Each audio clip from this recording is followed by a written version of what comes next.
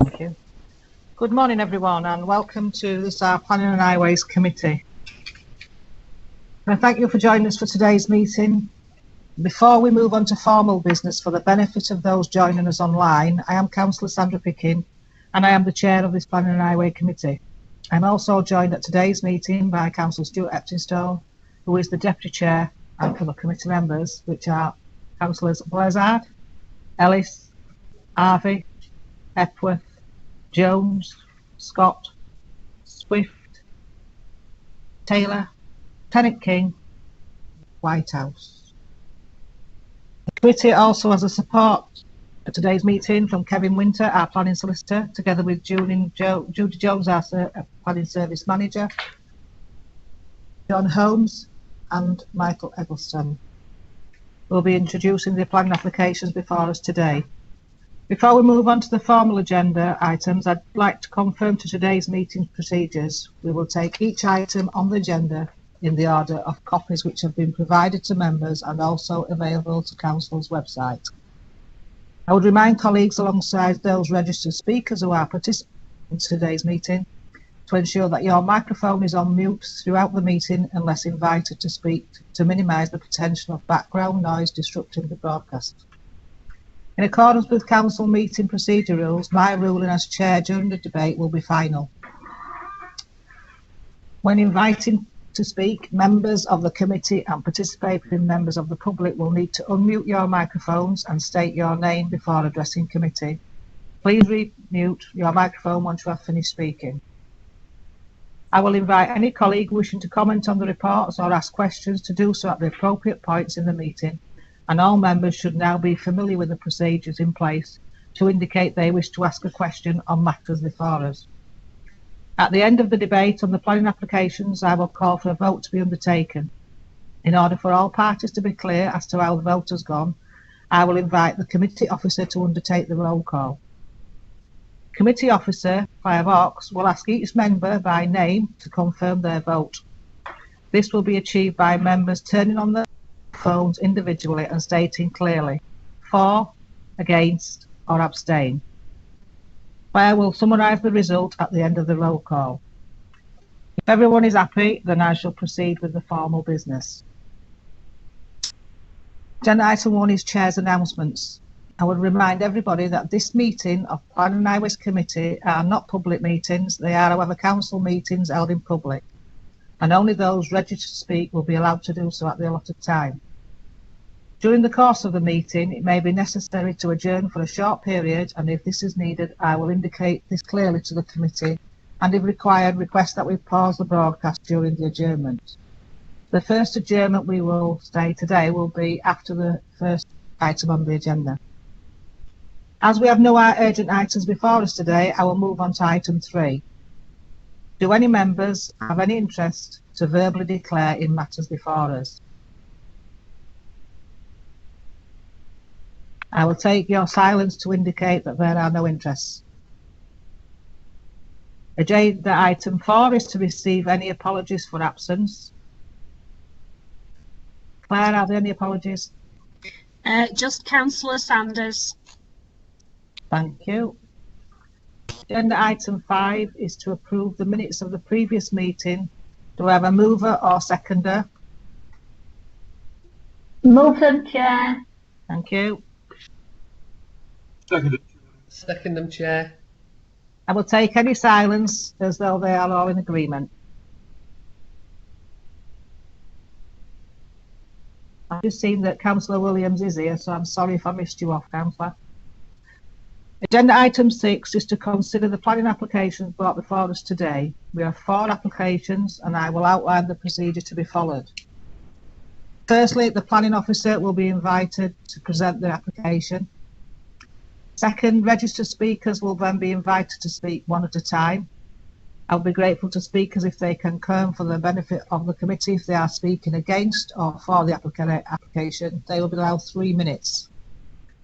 3, members of the committee will be invited to ask registered speakers questions if they need to clarify any points raised. 4, any local member who has registered to speak on the application will be invited to do so. The committee will then be invited to ask the local member any questions if they need to clarify any points raised. 6. Should the need arise, I will seek any points of clarification from the presenting officers or legal advisor. 7. The committee will then be invited to debate the application, and as necessary, I will invite the planning officer to respond to any points raised during the discussion. The matter will then be taken to the vote. I will now ask the planning officer, which is Michael Eggleston, to undertake the first presentation. Over to you, Michael. Thank you, Chair. So the first item is a full planning application for the development of a new warehouse on a greenfield site south of Field Lane in South Elmsall. The detailed planning assessment is set out in the committee report, which I believe you've all seen and has been published on the website. This verbal presentation does not amend or supplement that detailed report, but is intended to highlight key issues and take members through the site through use of a series of photographs, and then just highlight the key considerations in the assessment. I'll now just move across to the presentation. I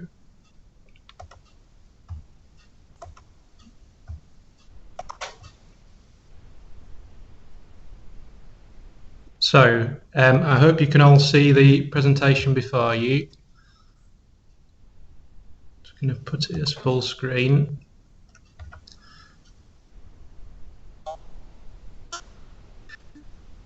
So the presentation comprises a series of photographs and accompanying plans, which I'll go through in sequence. This is a location plan of the site. As you can see, the site lies south of the existing Dale Lane Industrial Estate. The Dale Lane Industrial Estate is approximately 70 hectares in size. The proposal site is approximately 25 hectares in size. The applicant, who is Next Holdings Limited, owns or operates rather 4 existing warehouses on the Dale Lane Industrial Estate, which I believe you may be able to see on the plan. You can see linking bridge links between the warehouses.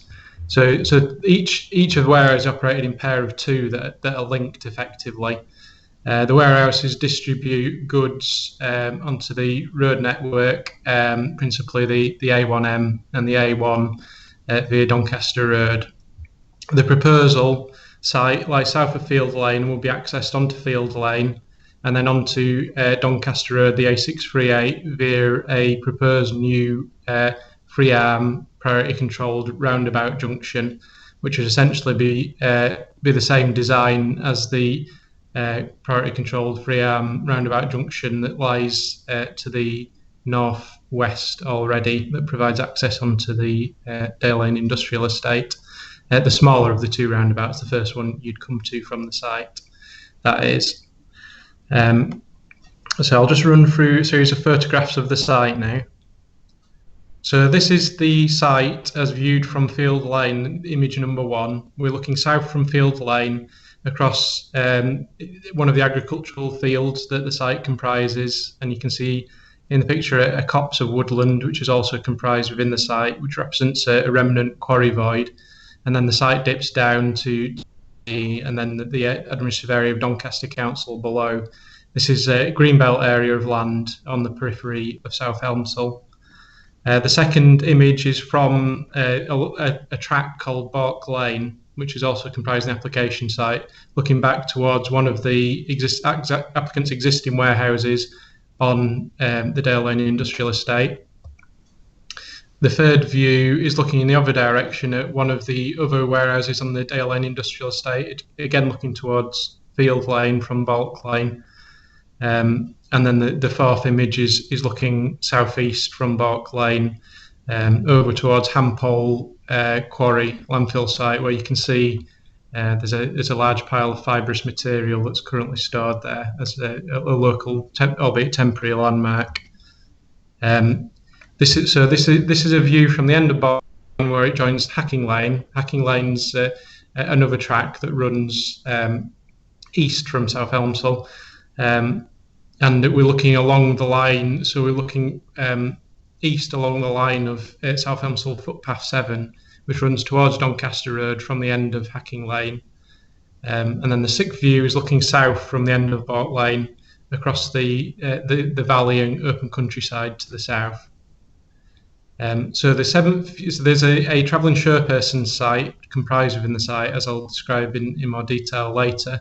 So the seventh view is looking east from the current access to the travelling chairperson site, which is known as High is the access road into travelling chairpeople site, and the eighth view is looking west from that access. That access would be reused, or would be improved, widened, made up to industrial standards, and then is proposed to be used as the access for the warehouse, with a new access provided for the relocated travelling chairpeople site, as I'll describe later.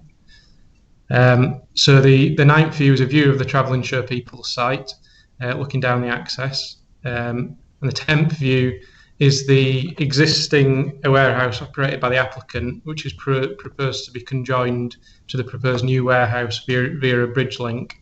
It's recently been extended, and what you can see in the 10th photograph is the extended warehouse. And the 11th view is a view of the adjacent site of special scientific interest, which lies to the northwest of the proposal site. It's been allocated for its geological significance.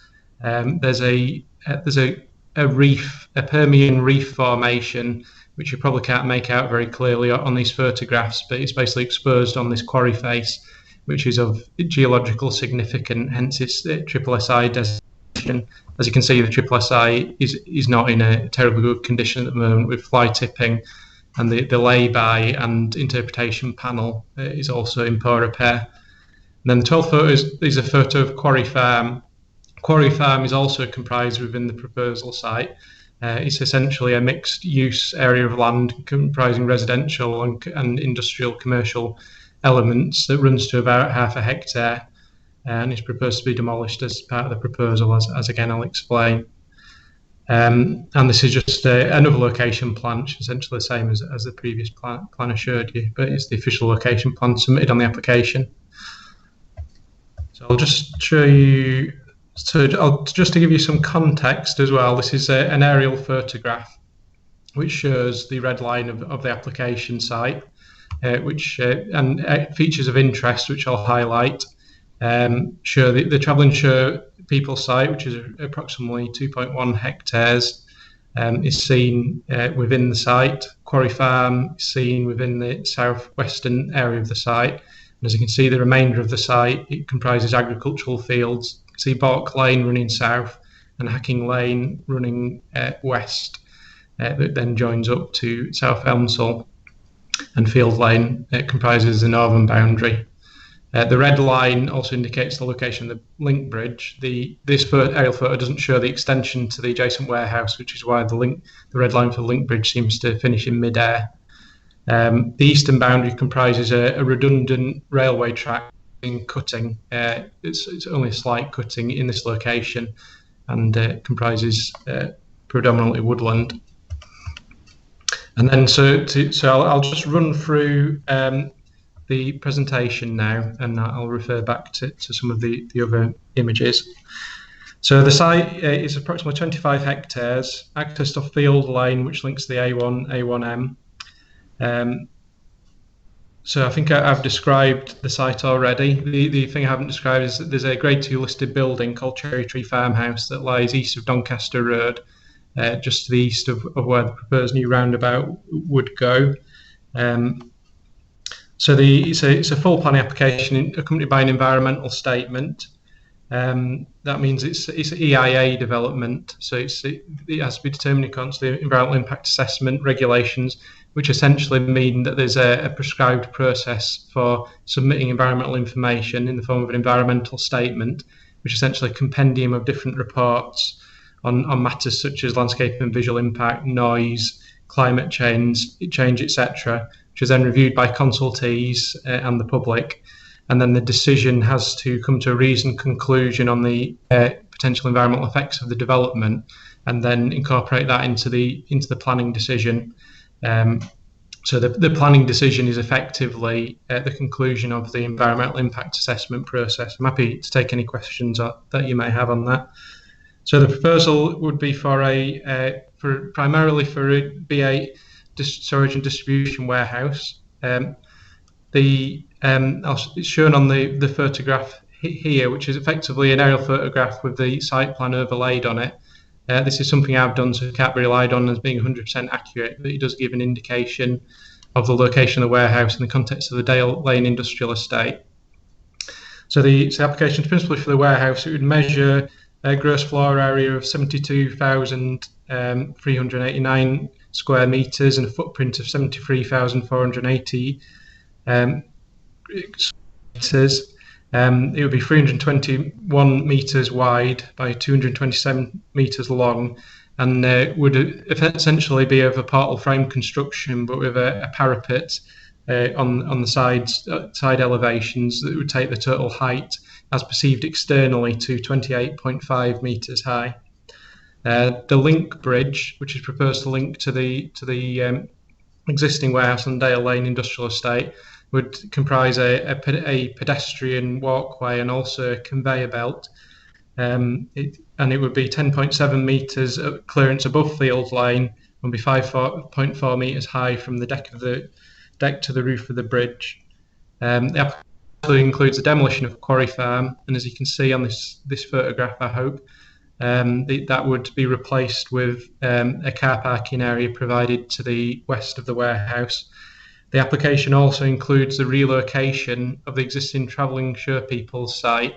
So the existing site, you probably can't see very clearly, but is approximately in the location of the proposed access road off Field Lane. So the original application worked around that and allowed the person site to remain in situ. However, both the residents of travelling show people site and environmental health raised objections to the approach being taken. It essentially would have represented an island of mixed residential and industrial development surrounded by the site access road and a car park with high attenuation features around it. So in response to that feedback, the applicants amended the proposal to now provide for essentially a lift and shift of the travelling show people site approximately 90 metres to the east, so that their eastern boundary would now comprise the disused railway cutting. So that would be an attractive boundary, and there would only be a need for attenuation along the western boundary of the site and the southern boundary of the site, which would comprise a planted bund with a top an acoustic fence to a total of 6.5 metres high.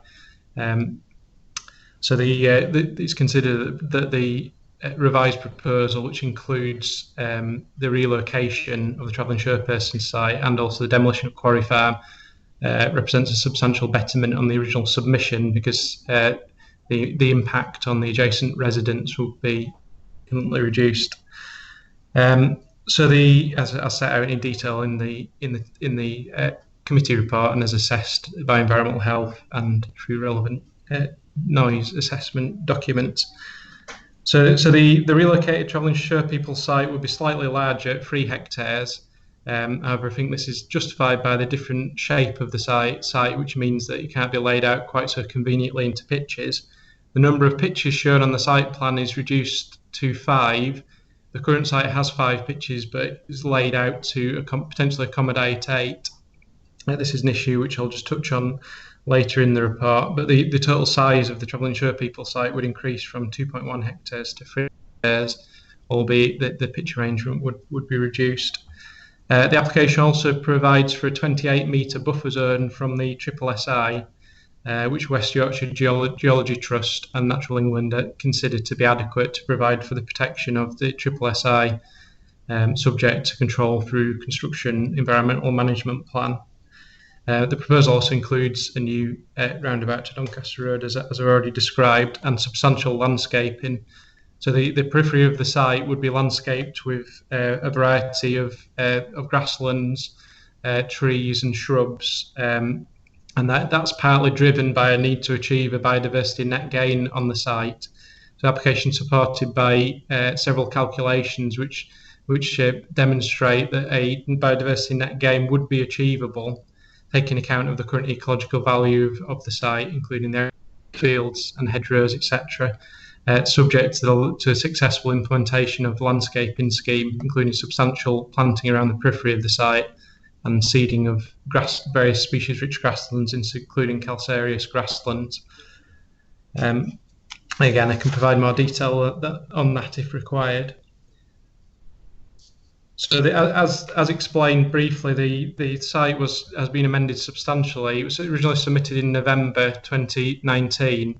Then feedback was provided in January 2020, and as a consequence of that feedback, the main scheme revisions were incorporating the Travelling Show People site and proposing to relocate that, and also proposing demolition of Quarry Farm, which both serve to reduce the impacts of the development on adjacent residents, and also remove the need for acoustic attenuation features, which were previously identified as a harmful landscape and visual impact of the development. Previously, there were 5-metre high acoustic fences proposed on the southeastern corner of the development, which is considered would not be a suitable component of the green belt.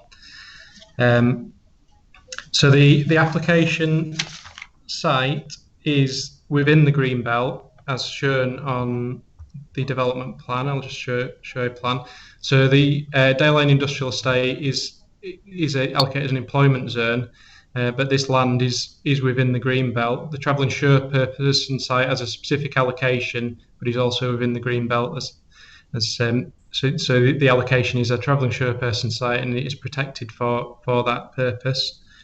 The spatial policy team have raised the issue of the reduction in pitches of the Travelling Show person people site, because the site allocation refers to accommodation of 8 pitches. In response to that, the applicants confirmed that they don't view that there is a reduction in capacity, because the total area of the site would increase and it would be more than capable of being laid out with 8 pitches. However, they've worked for a long period of time with the occupants of the site, who have clear requirements for the pitch layout at this point in time. So they say at this point in time they would be unable to provide the 8 pitches, because it would basically undo the deal that had been struck and the arrangements had been struck with the Travelling Show people. However, there clearly be capacity to yield additional pitches in the event that in the future there was an additional need for pitches. So the advice of planning officers is that isn't a material reduction in the Travelling Show people's capacity of the site. Because the site is within the green belt, it represents green belt development as defined by the consultation direction, and therefore the Secretary of State would need to be consulted in the event that there was a favourable resolution by this planning committee through a 21-day period of consultation. That would allow the Secretary of State opportunity to consider whether he wished to call in the application, and whether the application met the call in guidance that's been set out. So that would be a subsequent process in the event that the committee chose to resolve to approve the application. Also, the committee may make any resolution which it considers appropriate. This committee report recommends the approval of the application for reasons which I'll now briefly go through. So I'll just mention as well, this area of land is proposed for reallocation, removal from Greenbelt and reallocation as part of the Emerging Local Plan 2036, which is a replacement local plan for the Wakefield district. That emerging local plan is in the initial draft stage, as I'm sure you're all aware. There was a proposal for a submission draft, which would be a revised document that would take on board amendments following consultation on the initial draft. That was originally going to be produced earlier this year. However, due to the current situation and the implications of COVID-19, that's been put back at the moment. So the proposal in the Local Plan 2036 is to allocate this area of land for employment purposes as an extension to the Dale Lane Industrial Estate as site LP78. However, as advised by the NPPF, minimal weight can be given to this proposed reallocation of the land, it must consider the application in light of its current designation as Greenbelt. The land to the west is proposed to be reallocated as a special policy area, which would primarily incorporate residential development. So the application was publicised through 2 rounds of publicity as a major planning application, which is a departure from the development plan, accompanied by an environmental statement. Potentially affecting a listed building and rights of way. So the first round of publicity attracted 23 representations, which were from one of the ward councillors for South Elmsall and South Kirby, which requested the application be determined at committee. There was a representation from Great Houghton Parish Council that basically raised concerns about any HGVs going through Great Houghton. But obviously that isn't really a plausible scenario given the routing of HGVs to the A1 and A1M via Doncaster Road. And there was also the 21 representations from the owner and occupants of the Travelling Sure People site. Those 21 representations have been withdrawn as a result of the revisions to the scheme to relocate the Travelling Sure People site. So as it stands, there are only 2 representations on file, which are the request for the application to be determined at committee, and the request for Great Houghton Parish Council that no HGV traffic would go through their village. So the consultations are set out in the committee report. I won't go through them in this presentation. However, the matters to note are the highways comments, which were highways development management as it represented at this meeting, set out a range of comments and some concerns in relation to the initial proposal, but those concerns were allayed substantially by the revised submission, and colleague Adrian Piggott can pick up any questions on that. And also the position of the Environment Agency, where they initially objected to the application due to the location of a refueling island within the yard area, which is here, due to potential for groundwater pollution. But after it's clarified that there would be no below ground fuel tanks, that objection was withdrawn. And also the previous objection of rights of the rights of way comments, where they support the proposed rights of way diversions. Bark Lane is currently a public footpath, South Elmsall 6, and the route across towards Doncaster Road is public footpath, South Elmsall 7. And the proposal is to concern this blue line on the site plan would effectively have a new 3 metre wide landscaped footpath going all the way around the perimeter of the site. Therefore, people travelling either east-west either along Field Lane or along Hacking Lane towards Dismantle Railway cutting and Doncaster Road would be able to easily travel around the perimeter of the site. So in terms of the planning policy assessment, because the site is within, so I'll take you through in more detail the Greenbelt assessment.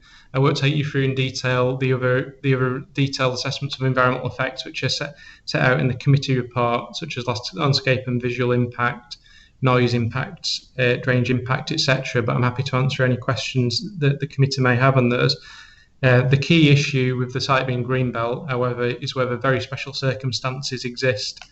So the NPPF is very clear that the Greenbelt is an area of development restraint where inappropriate development should only be approved in very special circumstances. The development is inappropriate development in the Greenbelt because it is for a large warehouse.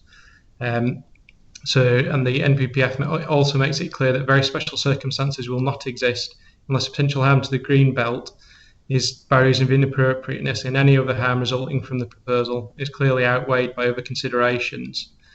So to assess that, the committee must have in mind the harm that the development will do to the Greenbelt, which comprises both the intrinsic harm of inappropriate development in the Greenbelt and also the specific harm that the development of the warehouse, which is shown on the slides before, you'll just pull up an elevational plan of the warehouse, would cause the green belt, which is considered to be loss of openness and also urban encroachment into the countryside. Of relevance to this assessment is considered to be the council's assessment as part of the Local Plan 2036 that this area of green belt performs an either very weak or weak function in terms of the purposes of allocating land as green belt due to the nature of the land and surrounding development. So, but nonetheless, it has to be acknowledged that the development will cause substantial harm to the green belt, which should be considered as a significant matter in the planning assessment. Other harm must also be considered, and in this case, other harm it would usually be taken to be that harm which is not on a policy compliant level. So any harm that indicated to the extent that it becomes policy compliant is generally not taken to be other harm for the purpose of very special circumstances assessment. However, the main form of other harm in this application, taking account of the mitigation for the other environmental impacts of development, is considered to be the loss of 14.8 hectares of the best and most versatile agricultural land.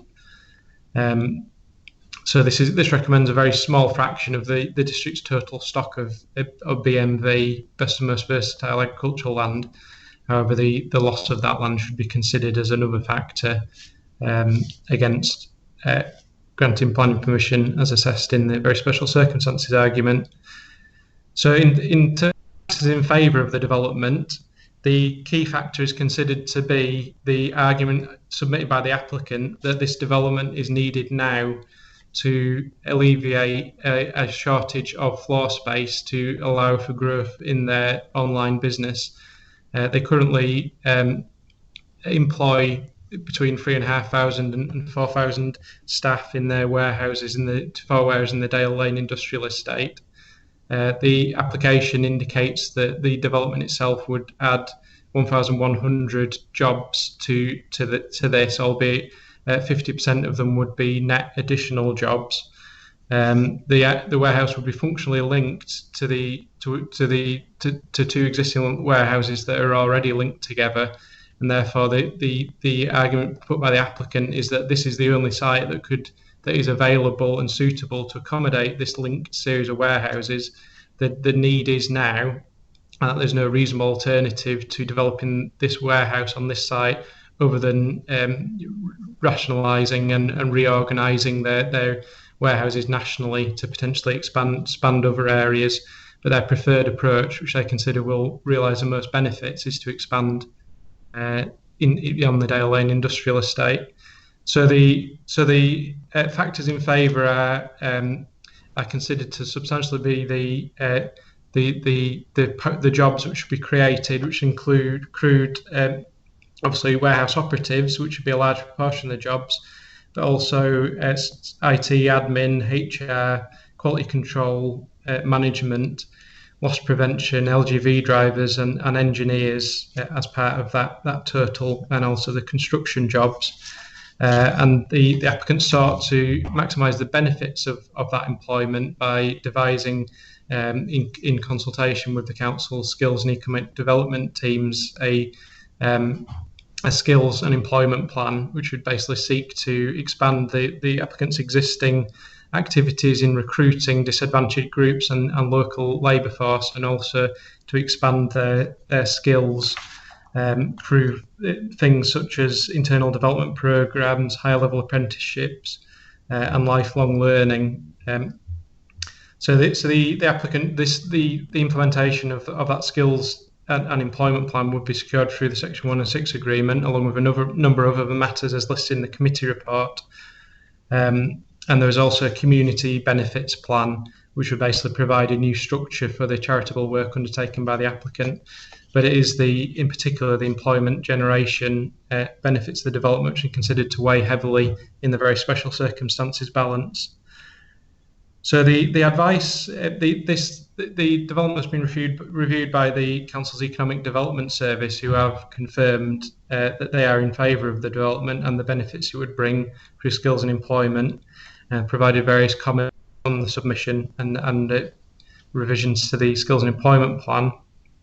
But taking account of this advice, the advice of planning officers to the committee is that it is considered that the benefits of the development do clearly outweigh the harm the development caused to the Greenbelt, even attaching substantial weight to the harm the development caused to the Greenbelt. This is because of the demonstrated need for the development to take place in this location at this point in time, and the substantial benefits which would be accrued to the local labour market, potential benefits to the local labour market from allowing this development to proceed at this time, particularly given the context of the site in an area where increasing employment and local skills is a priority for the council. So the advice to the planning committee is that very special services do appear to exist, as the benefits of the development do appear to outweigh the harm the development would cause, and that therefore, in principle, the development is supported. So in terms of the relocation of travelling shore people site, I've briefly touched on that, but it also requires very special circumstances to be considered. However, it's considered that the benefits of relocating this site would be that they would allow the employment development to come forward in a sustainable and environmentally acceptable manner, and that this again constitutes very special circumstances where the benefits outweigh the harm to the Greenbelt. It's not considered that the relocated site would cause substantial additional harm to the Greenbelt, albeit the site would be larger than the existing site. However, it's not considered that increase in size would be substantial, and furthermore, the landscaping proposed, which would be very substantial and high quality, is considered to mitigate any additional impact. So I'm not proposing to go through all the detailed assessments set out in the committee report. I'm happy to take questions on them, but I'll just to summarise, I would say this planning application, which is for the development of a large warehouse in the Greenbelt and the relocation of travelling shore people site and the demolition of Quarry Farm, is considered to be acceptable. Applications considered reasonable alternatives to proposal sites. Preferred development of the proposal site represents the only realistic option which would allow the economic the benefits of the proposed development to be realised, and the alternative sites are either unsuitable or unavailable. It's considered the development scheme has been revised significantly during the course of assessing the planning application in order to reduce harm, including through the proposed relocation of the adjacent travelling shore people site, the demolition of Quarry Farm, a significant reduction in the height of the proposed link bridge structure, and designing out of intrusive attenuation features, and provision of additional off-site rights of way infrastructure, including a new footway along the length of Field Lane. And it's considered that the environmental information presented, including the further environmental information that's been submitted, taken in combination with the consultation response which has been received, provides the council with enough information to come to a reasoned conclusion on the environmental effects of the development, and to conclude that those environmental effects are within acceptable tolerances. Therefore, overall, it's considered that the residual environmental impacts of the revised scheme are acceptable in relation to the relevant policy tests as assessed in the committee report, and the benefits of the development outweigh the harm to the Greenbelt and all other harm caused by the development, and that very special circumstances consequently exist to justify inappropriate development within the Greenbelt in this instance. Approval of planning permission subject to the planning obligations and planning conditions set out in the committee report is therefore recommended. And I'll just briefly go through the planning obligations, which would form a Section 106 agreement, which would be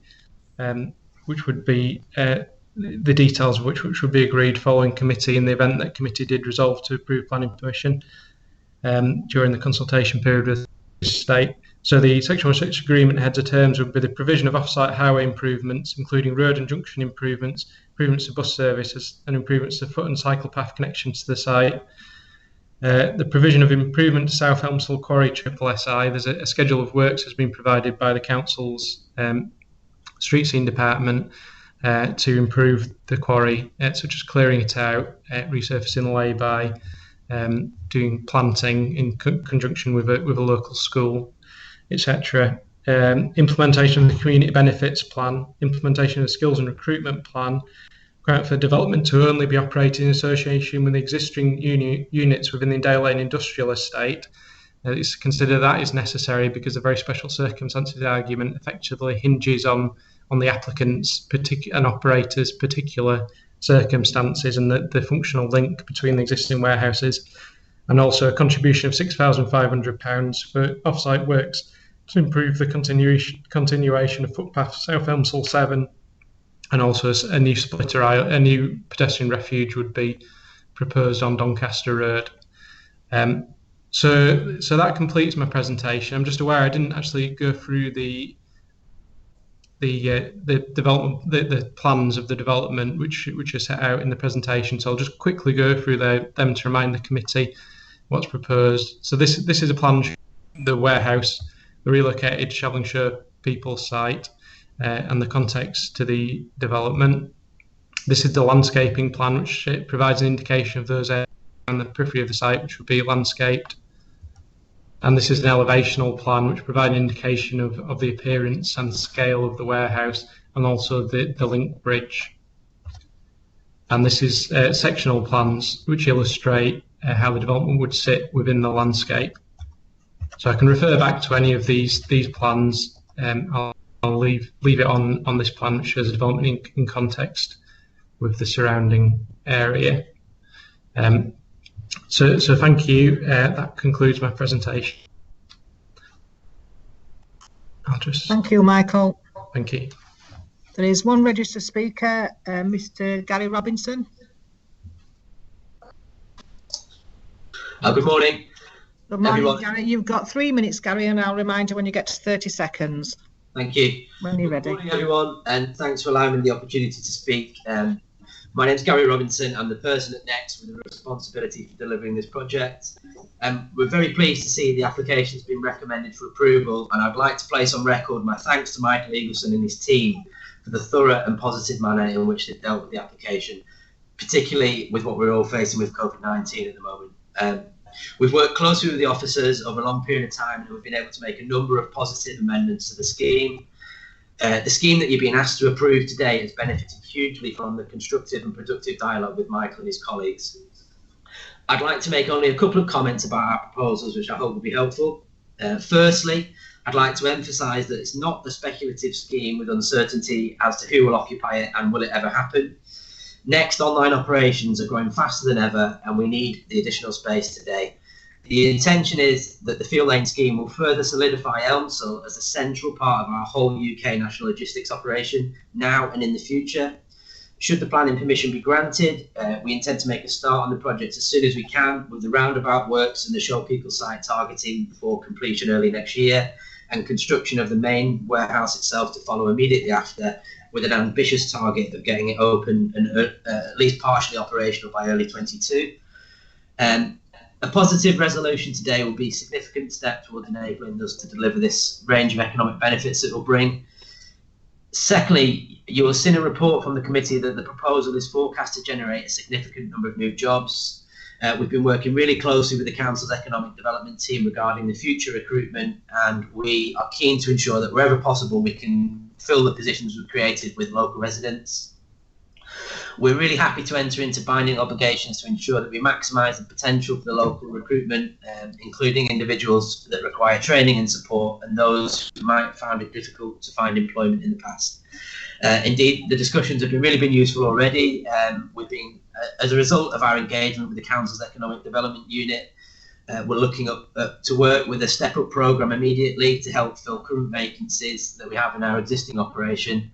And we will, of course, continue to provide good terms and conditions for our staff and be a responsible employer. I'd just like to highlight, in our efforts to maintain safety during the COVID-19 pandemic, we've been specifically praised by the union USDOR and cited as a good example of best practice to be used more widely. It's been a big effort to make everyone safe. And overall, we're really keen to just get on with the construction of the scheme as soon as we're able to do so. Accordingly, I'd be really grateful if you're able to support our application today. And if you've got any questions for me or our planning advisor, Chris Quincy, who's joined the meeting now, we'd be very pleased to answer them. Thank you. Thank you, Guy. Members, have you got any questions, please?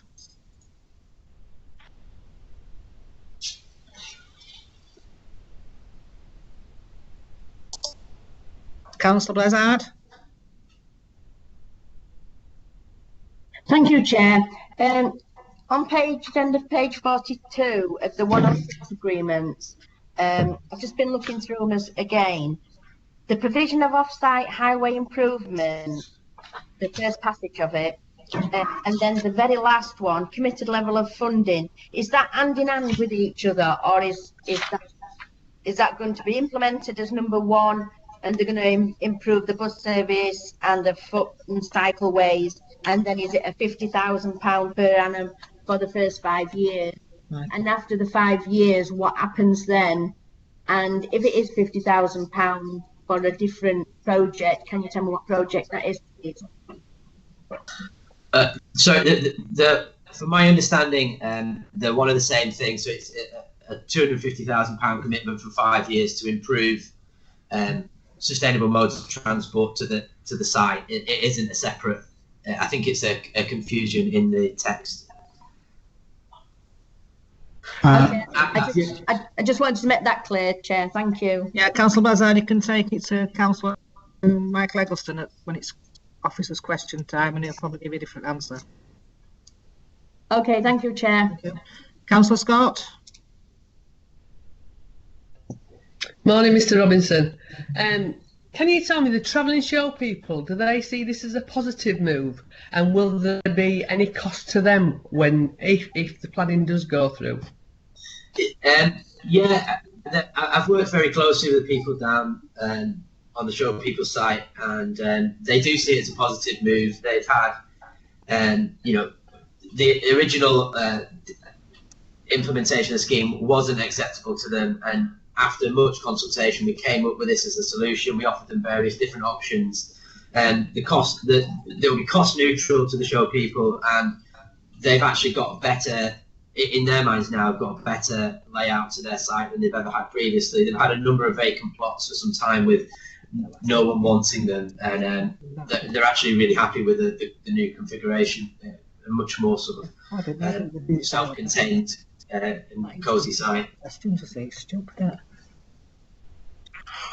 Thank you, and there'll be no cost to them. Completely cost neutral, apart from time, and they've taken that, in the upheaval that it will cause temporarily. But we're working very closely with Mr. Pullen on site and the rest of the occupants, and we'll keep that to the minimum. Thank you very much. Any further questions?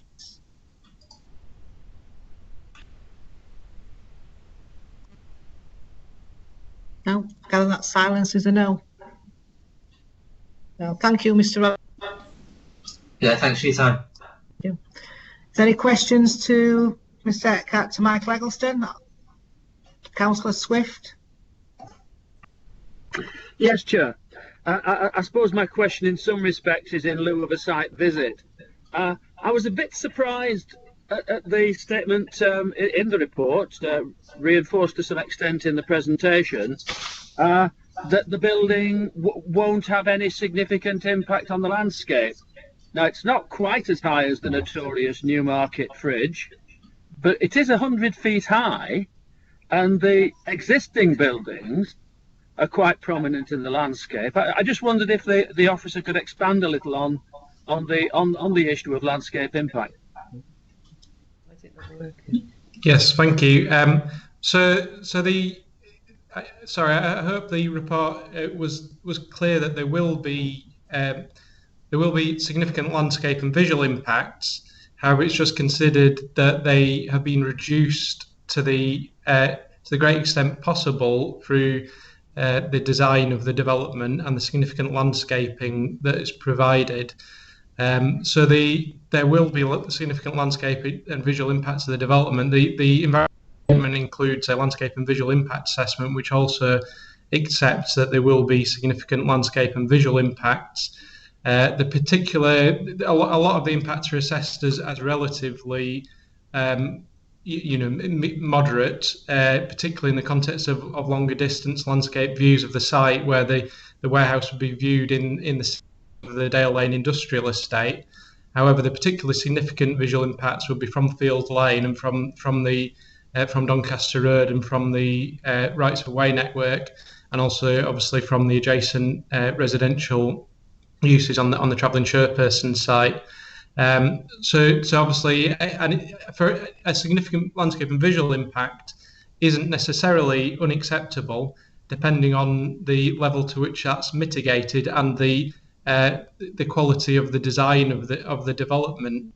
It will obviously be a major new urban feature intruding within the landscape. However, it's considered that the appearance of the unit and the landscape which will be provided is such that it won't be a significantly harmful or incongruous intrusion in the landscape. Particularly, it will be seen in the setting of the existing Dale Lane industrial estate. I hope that answers the question, but I'm happy to provide any further elaboration required. Thanks, Chair. Councillor Blizzard. Thank you, Chair. Michael, my question is what I asked Mr. Gary Robinson. Chair May mentioned you might have an answer for me different. Yeah, so thank you, Councillor Blizzard. So the planning obligation would include a obligation to implement the off-site highway works, which is kind of a belt and braces approach, because they'd also be covered by a planning condition and Section 278 agreement. So on the off-site works which have been specified and are agreed are the new roundabout to Doncaster Road, which my colleague Adrian Piggott, I'm sure, can expand upon if you wish to. But I understand is viewed as a benefit in terms of road speed. The new footway along Field Lane and also a new pedestrian refuge to Doncaster Road. So those are the given committed off-site highway improvements for the development. The sum of £50,000 per annum for 5 years, which as the applicants identified would add up to £250,000, is a specific budget which will be allocated for the implementation of the plan. And the reason that there's an allocation of funding for that rather than a specific transportation improvement package is because there's been ongoing discussion between our highways team, the applicant and their highways consultant, but we haven't yet arrived at a complete package of measures. In terms of the potential options are a shuttle bus, more of an on-demand shuttle bus service or a regular shuttle bus service to existing services, and also other off-site improvements. But a specific package has not yet been determined, and it's considered more appropriate to allow a travel plan to be submitted at the occupation phase that detail. So basically the travel plan would detail how the £50,000 per annum would be spent, and then it would be subject to annual review. So that could be adjusted if, say, for instance, a new shuttle bus service was proving to not be well taken up. That money could be diverted to something else, and that was considered to provide flexibility. But I'm sure my colleague Adrian can add to that if you'd like any further explanation. Thank you, Michael. No, that's what we're hoping you were going to say, that it can be reassessed yearly, and if the money ain't well spent, put it into something else that would be. I'm all for the travel bus, getting people to work and things like that. That answered my question. Thank you. Okay. Councillor Wallace. Yeah, thank you, Chair. A lot of what I was going to ask, Chair, was actually answered in the last question. The point I was bringing up is I just wanted more substance about public transport, given that just lately public transport outside of Monday to Friday 9 till 5 seems to be getting worse and worse. So I just and the fact that a noble aim of this is that the net increase in jobs goes towards, if possible, to those who are classed as NEET, not in education, employment or training. So I would just that was my question. Just but I'm glad that you mentioned a look at a shuttle bus, but it was just about public transport. What are the plans for it? Thank you. Councillor Scott. Thank you, Mike. Thank you, Michael. The dismantled railway line on page 16. It talks about that it should be retained and enhanced as a wildlife habitat corridor. Is that going to be carried out at the same time, or in conjunction with the building if the planning goes ahead, or will it be later? Thank you. So the the landscaping would provide, so it would effectively protect the railway cutting and also provide some supplementary planting, a hedge effectively, and some planting to the north and south of the travelling chairperson's site, which would is considered would meet that requirement to enhance and buffer the corridor. So there wouldn't be any planting works within the railway cutting. That's kind of a natural environment which is formed. There's no actual right of way down that railway cutting, and it's beyond the applicant's area of control as I understand it. The landscaping works would be undertaken in conjunction with the development. So obviously the heavy works, the reprofiling of the site, the construction of the buildings, a lift and shift of the travelling chairperson site would occur, and then the site would be landscaped within an agreed time period, which currently is tied to occupation of the warehouse, but can be agreed differently under a phasing plan. So that's how it would work. Basically, an early stage of development that landscaping would have to go in. That's also required for the biodiversity net gain requirements for the site. Thank you. Thank you. Councillor Jones. Thanks, Chair. I've got two questions, very different. But I'll start with the first question. Is from on page 26. You, in the second paragraph, you talk about the proposed site receiving either weak or a very weak or weak scores across the 5 Greenbelt purposes. Can I ask why that is the case, Michael? Because obviously, given everything that we're talking about as a council, I'm just sort of curious, looking at the Google images now of seeing all that green space and taking on board all the other reasons why the site is required. It's just out of interest as to why it only scores weak or very weak scores. Thanks. Shall I? Okay, I'll answer that one first. Shall I then? So the Greenbelt assessment that's been undertaken, it looks at a number of factors, including, as I say, the role that the Greenbelt has on the 5 purposes of allocating land as Greenbelt, which is effectively protecting the countryside from encroachment, preserving historic settlements, etc. I think one of the main reasons is because there's also there's some development that intrudes into this area already in terms of the Quarry Farm and the Ash Pits Quarry. The site is immediately adjacent to existing urban development, and there's a kind of a natural potential Greenbelt boundary to the east, which is the disused railway cutting, which is one of the things also policy look at where they're considering reallocating land. In terms of the details of the assessment that that land performs weekly, I'd need to refer back to the report that's been done and the consultation response from the council spatial policy team, which I can refer back to that if you'd like a more detailed answer. But my understanding is that it's the fact that there are clear ways that you could define this as define a new Greenbelt boundary, and there are elements within the site that do deteriorate its quality in terms of purpose of allocating land as Greenbelt. But I'm happy to pull up that other information if that would be necessary. So would you like me to find that information, or was there another question?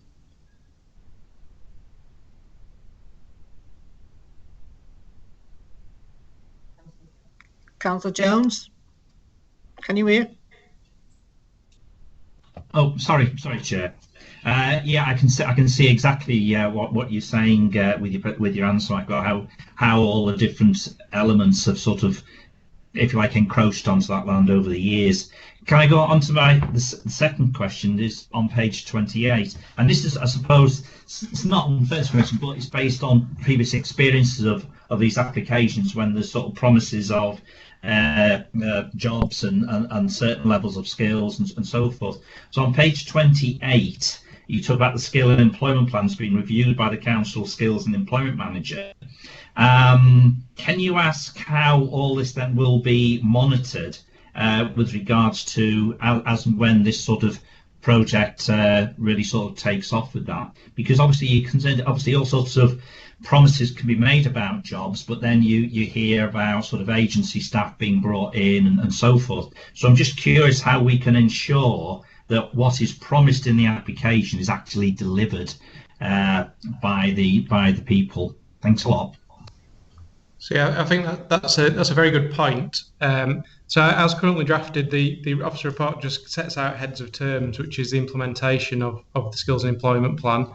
I think you're correct that would be a key element of a Section 106 obligation. It was always envisaged there would be a monitoring requirement, i.e. a report produced by the applicant or some sort of statement produced by the applicant on potentially an annual basis, which confirmed how far they've gone in meeting the targets that are set out in the skills and employment, effectively for 20% increases in their skills and also specific forms of specialist recruitment. So if the committee were so minded, the obligation could be the obligation set out in the committee report. The heads of terms could be amended to make it clear that there would be a requirement for annual monitoring of that performance over a period of time. That could be worded into the resolution if the committee consider that to be appropriate. Yeah, thank you, Michael. Yes, I think, as I say, based on previous experiences, I think that's a very important point you just made there about it actually being written into it. Yeah, so I think it's a good point. Thank you, Chair. That's the end of my questions. Thank you. Councillor Harvey. Thank you, Chair. Michael, just in terms of 106 section contribution, could you please explain how was it calculated? And also, because it's a green belt development, and just want to know whether it's really, the amount suffice really?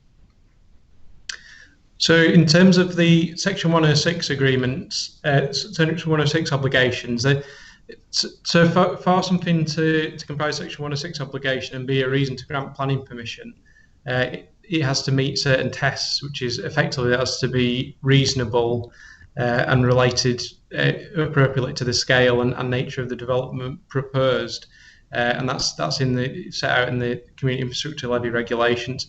So it's considered the obligations set out in the report are reasonable in that context. The obligations relate to what's considered to be necessary and reasonable improvements in terms of implementing skills and employment plan and implementing travel improvements. The £50,000 per annum figure for the implementation of the travel plan is a figure which is based upon other similar developments, such as the Crosspoint development we're looked at, and it's just considered to be a reasonable budget to fund the types of measures that would be required. £250,000 over 5 years was considered by our highways team and ourselves to be a reasonable amount. In terms of the Greenbelt site, there isn't any. So there's a community benefits plan, which is essentially enshrines the community work that the applicant currently does, and the proposals to amend that, which is effectively to form a new oversight board to focus the spending. However, that's not really referenced as a reason to planning permission, because you have to be very careful that there's an applicant can't buy planning permission, obviously, which is a long-held concept in planning. Therefore, any sort of financial contribution effectively to offset harm, such as harm to the Greenbelt, wouldn't generally be considered a reasonable thing to have. So we have to be quite careful in how planning obligations are framed to just relate to the reasonable infrastructure requirements of the development, and also to ensure that any commitments by the developer are implemented. So I hope that answers your question. Thank you.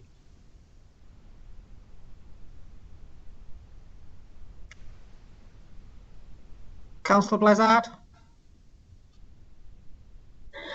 Thank you, Chair. Michael, could you go to the proposed landscape plan with that key at side of it to tell you what's on? No, not that one. Yeah, that's it. The two water look like ponds bit at the bottom. I can't make my screen wider so I can't see what they are actually. Are they retaining for surface water, retaining ponds for surface water, or are they ornamental, or what are they? Because there's quite a large one and then a small one. Or is it completely different? So, sorry, yeah, you're correct, Councillor Blizzard, that those would be attenuation ponds for surface water, which would comprise part of a sustainable urban drainage system. So the ponds, so they would catch the surface water from this site and the travelling chairperson site, and then it would outfall the existing field drainage ditches to the dike at the bottom of the. So they would perform an attenuation function. However, sustainable urban drainage guidance is that you should try and achieve combined benefits where possible. So the suds ponds would be planted out with marginal planting of kind of water related grasses, and also with blocks of woodland comprising alder, hawthorn, blackthorn, and willow. So that's the blocks you can see on the plan, and then this is peripheral planting to the ponds, which would effectively be kind of reeds and rushes like you would expect around a pond. So to enhance the biodiversity value is the idea, and then the rediverted footpath would run adjacent along here. Thank you. Thank you, Michael. That's really good. You've done a really good presentation. Thank you. Thanks. Councillor Scott. Thank you. Michael, on page 20, we talk about West Yorkshire Archaeological Advisory Service. And in the second round of publicity, it says that they've advised that the applicant's approach to archaeological investigation is close to what they would want, but not ideal. So they've confirmed that it's acceptable to determine the applicant subject to a suitably worded planning condition requiring the submission of the output of the archaeological work. Are they satisfied with what we put in the conditions?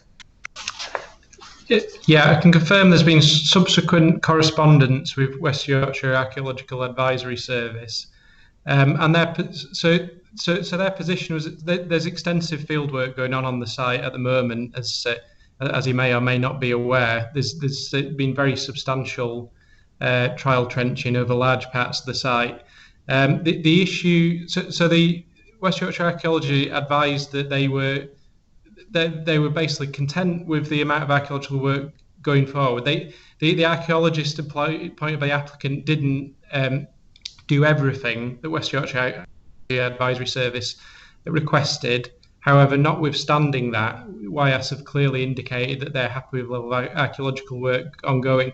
I have run the draft condition by them, and they've indicated that they're happy with the written scheme of investigation that's been submitted, effectively because the written scheme of investigation submitted allows further archaeological work to be undertaken.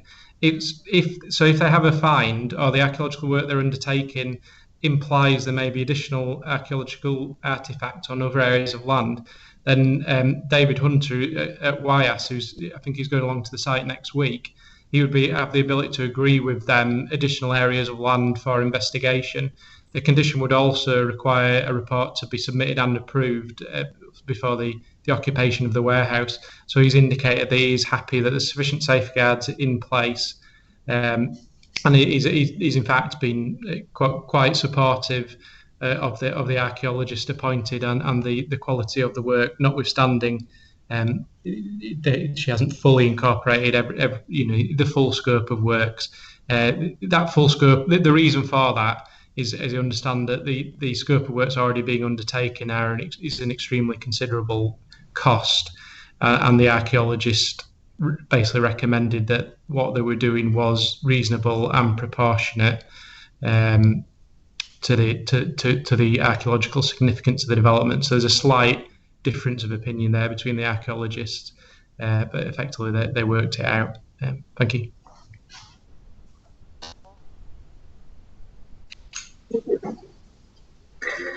Thank you. Is there any further questions or clarifications to Michael, please? I'll take your silence as a no. Therefore, vote to vote. The officer's recommendation is for approval. Do I have that moved? Move it, Chair. Move it, Chair. Seconded? Second it, Chair, whichever. Yeah. I will then go to Claire Box to go through for the vote. Can it over to you, Claire? Okay, Chair, I'll go through each councillor by name and ask them to confirm the vote. So Councillor Blizzard. For. Councillor Ellis. For. Councillor Harvey. For. Councillor Hepworth. For. Councillor Jones. For. Councillor Scott. For.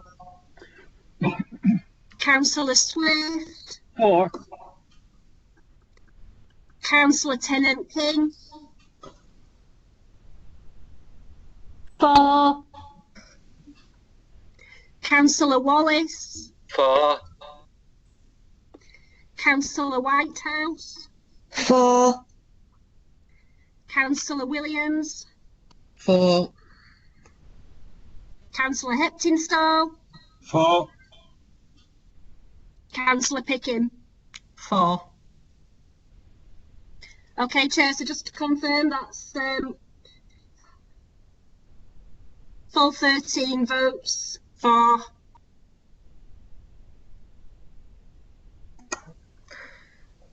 Thank you, everybody. That is then carried. I will now like to take a recess for 10 minutes. So, Gregor, can we pause the feed now, and we will get back at 23 minutes past 11, if that's okay?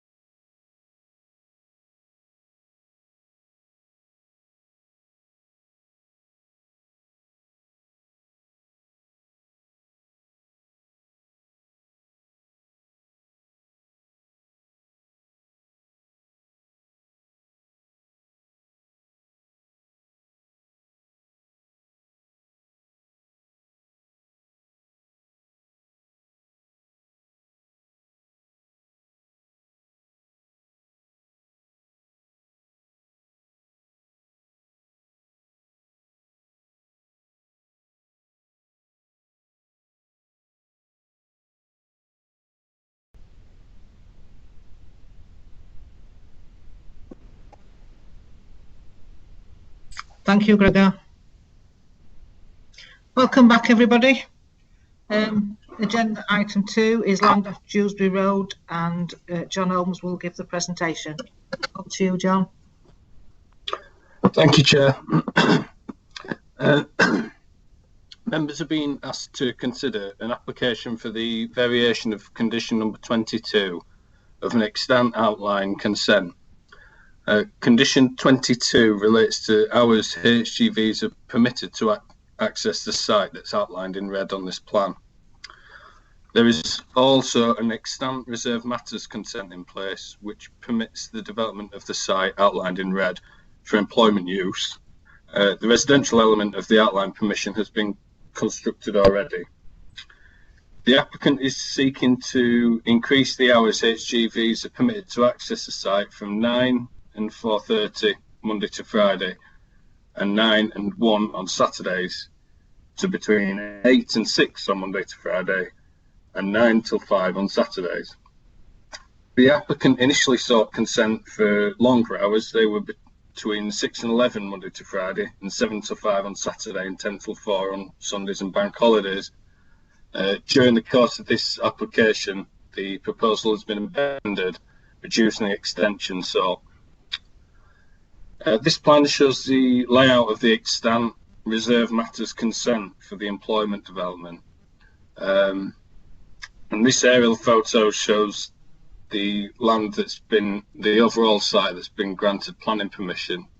So as you can see, the residential element has been constructed, and what's been proposed is that the employment element, which is yet to be constructed but has permission to be developed, would be able to be accessed by HGVs for an increased amount of time during any day between Monday to Friday and also on Saturday.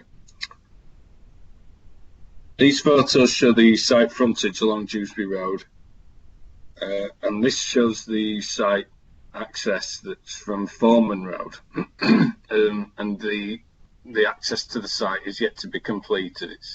It's currently this grassed area that you can see on the photos. This one shows Foreman Road that's facing towards Dewsbury Road. That's photograph 6. And this is where HGVs are already permitted to come in and out of the site already. Photograph 5 shows the rest of Foreman Road that's yet to be completed, that would link into the employment element of the site.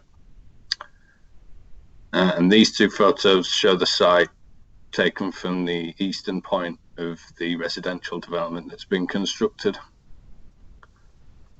So if we go back to this plan. In conjunction with the submission of this application to increase the hours HGVs can access the site, the applicant has submitted a separate planning application seeking to create a new in-only access from Dewsbury Road. The application for the new access is the next item on the committee agenda. This application for an extension to hours is assessed on the basis of its impact, regardless of whether a further access from Dewsbury Road would be created. In excess of 165 objections to the proposal have been received, including an objection received yesterday from Councillor Mitchell. In summary, the objections raise concern regarding impacts on jobs elsewhere in the district, impacts on air quality, emissions from HGVs, increase in noise, impacts upon access and highway safety, effect upon the amenity of residents, the contention that access should be taken from elsewhere, restrictions led people to purchase the properties, and the impact on value of nearby properties. The site benefits from an extant planning permission to be developed for units to be used for employment uses, including storage and distribution, general industry and light industry. And this application is solely seeking to extend the hours HGVs would access the site. The Council's Highways and Public Rights of Way team have been consulted and state they have no objection. The Environmental Health team have been consulted and initially raised concern about the hours which were being proposed. and as a result, the applicant has revised the scheme down to the hours of 8 and 6 Monday to Friday and 9 till 5 on Saturdays.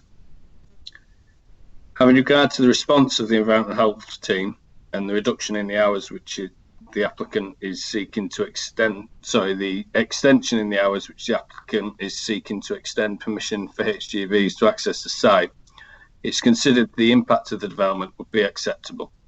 It's recommended that the permission to vary the hours permitted by condition 22 of the outline consent and subject to the conditions in place upon the outline consent is permitted. Subject to conditions, approval is recommended.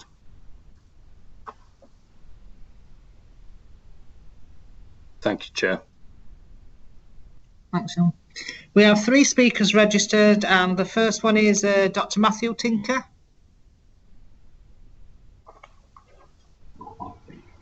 Good morning. Good morning. My name is Dr. Matthew Tinker. I'm one of the residents from Foreman Road. Can I just say, I will give you 3 minutes first, and then we'll remind you when you get to 30 seconds to wind up. Can I just ask, a lot of my points apply to both applications. Shall I just speak them all at the same time? Yes, if you want. Yeah, you can do me 3 minutes. Both related, yeah. Yeah. Okay. When you're ready. Okay. So I'll just start now. Okay.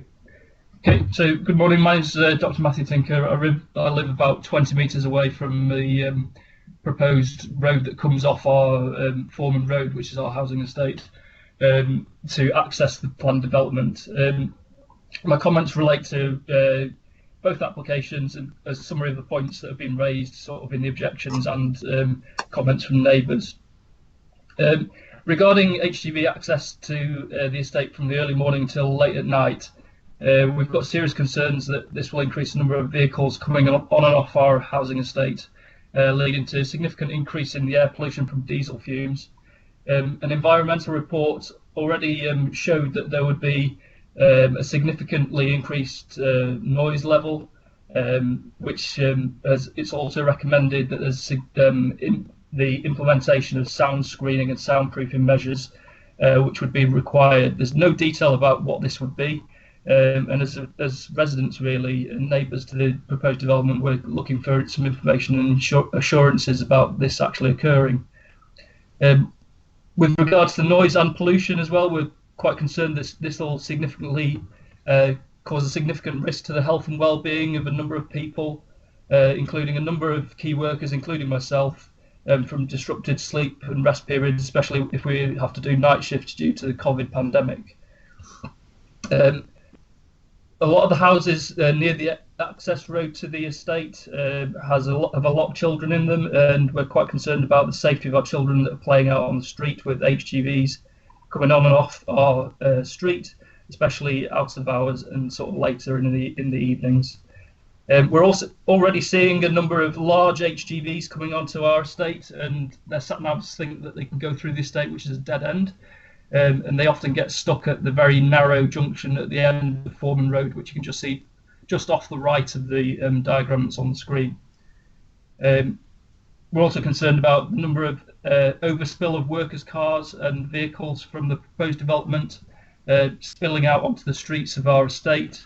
As can be seen, an example of this is just up the road in the Wakefield office village next to the Ramada Hotel and Total Fitness Gym. You get multiple cars causing blockages to the access and exit from those roads. Regarding the access to the development, I haven't really had any replies or information about the 160 or so objections as to why access to an industrial estate has been allowed off a housing estate. We can't understand, if you look at the northwest corner of the diagram, there's a road called Bellway Court, which goes between Sandal BMW on the north side and a factory on the south side. As you can see, there's a perfect gap there between buildings 6 and 7. 30 seconds. Perfect gap there for an access road alternatively, which would negate all the risks to the health and safety of the residents.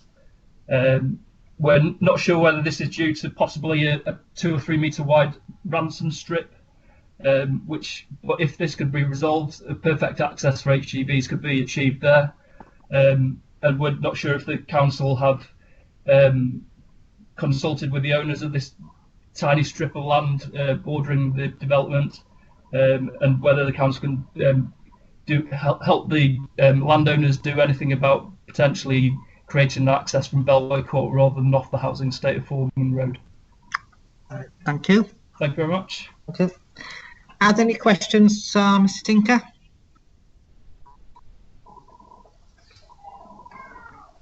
Councillor Scott? Thank you. Morning, Mr. Tinker. Morning. Morning. If this does get the go-ahead, and I will speak to the planning officer, the highways officer about this with a possible different way for it to be accessed. But if there isn't a different way, and you're saying that HGVs come down your road and there's a no-through road, would it help if there was a notice at the front on your road to say that there's a no-through road? Yeah, potentially. Yeah. There were some signs initially, but when the developers resurfaced all the roads and redid all the curbs and verges, a lot of the signposting went down. And on the sort of southeast corner of the diagram, at the end of Foreman Road on the right, that's where the T junction is, and it's very, very narrow there. And a few really large HGVs have been sort of stuck at that T junction facing in the wrong direction, and then obviously no get on and off the estate.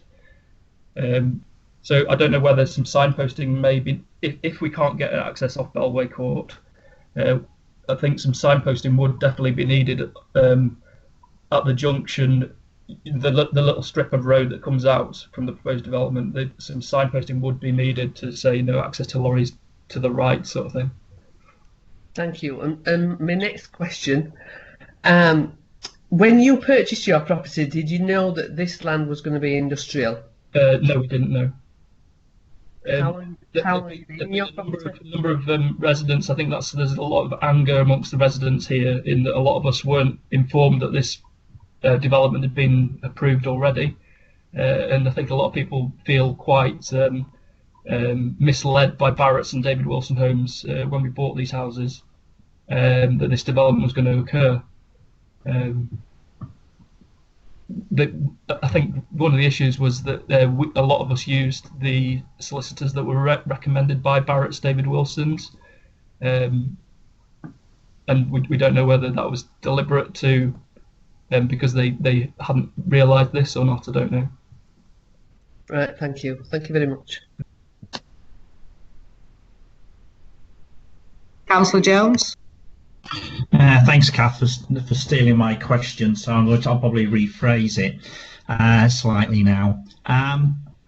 Dr. Tinker, in terms of, therefore, you clearly stating that you were not aware of this proposed development, to what extent then have you been consulted with regards to these plans when they were first publicised? And has there been any response from you and your sort of neighbours with regards to this with the developer? Thanks. So no consultation has been made between the landowner or the planning of this estate with our residents.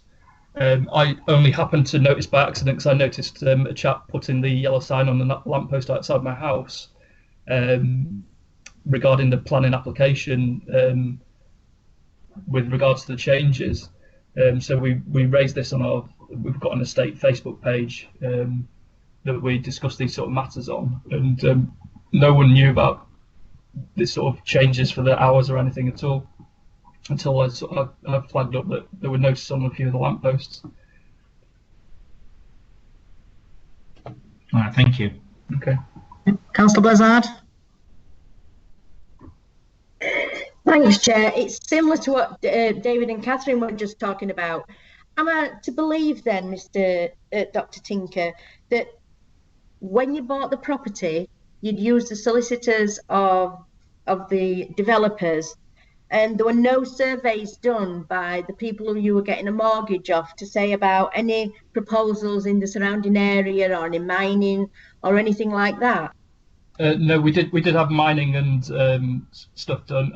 actually looked back at the documentation from our solicitors, and actually there is mention of a slight hashed area saying future commercial development, but this wasn't actually flagged up by our solicitors, or wasn't ever highlighted to us. And that's only because I've gone back through all of our paperwork from the solicitors, and I've found out on one particular just drawing of the estate. So, you know, if all the residents had looked at their paperwork properly, like you've done now, Yeah. they would have seen that could be developed for business use and things like that. So it says future commercial. The drawing that I've found says future commercial development. I'm just a bit concerned that it's now been turned into industrial units, with the consequences of HGVs coming on and off instead. Okay, thank you, Chair. So I don't really have any personal objection to this development being made, because I think the land is wasteland at the moment. But it's mainly the access road and the access hours that are my main concern. Any further questions? Councillor Swift?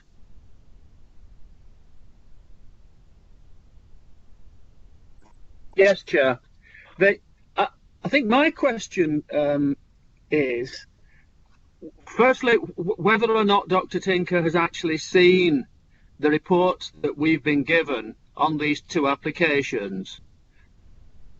Yes, I have. I've read through all the documentation for this meeting. Right. I'd read it all a little while ago, because I had discussions with Mary Creer when she was MP for the area, and she actually raised my concerns about why the access road was coming off a housing estate to the planning department. But they didn't really. I never really got an answer as to why access hasn't been planned off Bellway Court, and whether there is a ransom strip issue with the land, because it's only about a 2 metre strip of trees that would need to be removed to give access to the estate, to the development. Yeah. Excuse me. The information when you bought the properties, yeah. What you were saying was that if people dug into it, they might have noticed that there was a reference to commercial development adjoining the residential estate. Was there any reference to the fact of access being taken from the residential estate into the commercial development? No, there wasn't. No. Okay. It's just a hashed area on the side of one particular drawing that just says future commercial development. Yeah. Now, the documentation I was mentioning a moment or two back was actually the reports that councillors have had for this current meeting that we're having now. Oh, right, I've not seen that, though, sorry. No. Would it surprise you that in those reports we're advised that Foreman Road has actually been specially designed to take HGVs? Right, okay, that would surprise me, yeah. I had no idea of that. And what would your view be as to the suitability of Foreman Road for HGVs? Well, there's traffic lights to get on and off the estate, but the traffic lights go out onto Dewsbury Road, which is quite often at rush hours on stop. So I'm a bit concerned from that point of view, that the HGVs would then back up onto the estate and stopping us from getting on and off the estate. Whereas if the access was from Bellway Court, there's a roundabout that's just off the northwest corner of this diagram, which then leads straight out to the motorway for lorries and HGVs.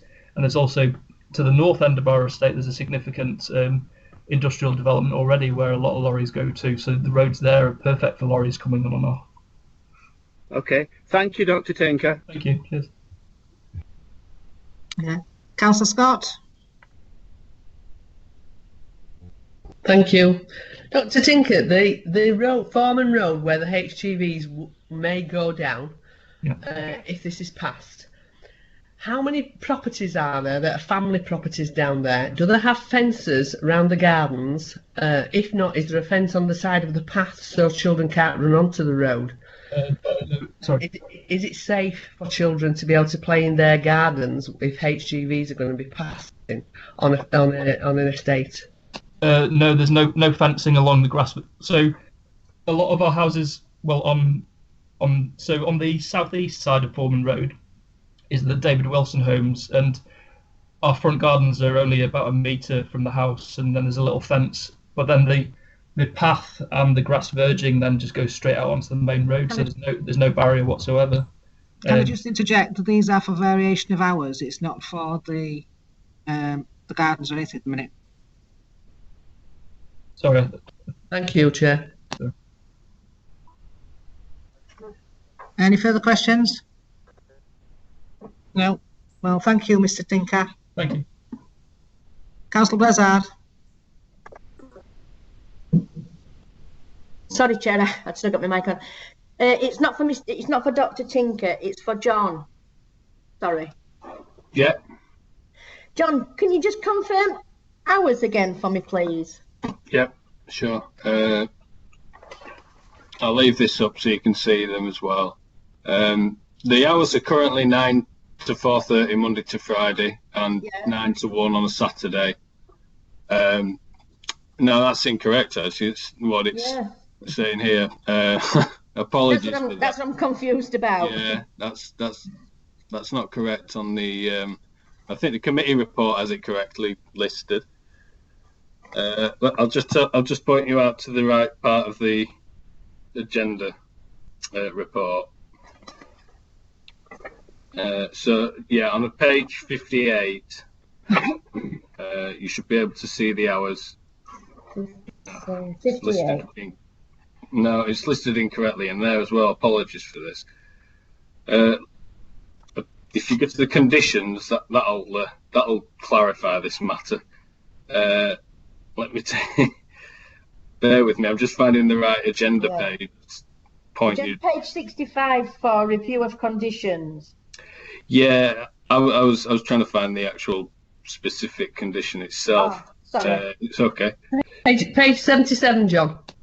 Yes, I think. Bear with me.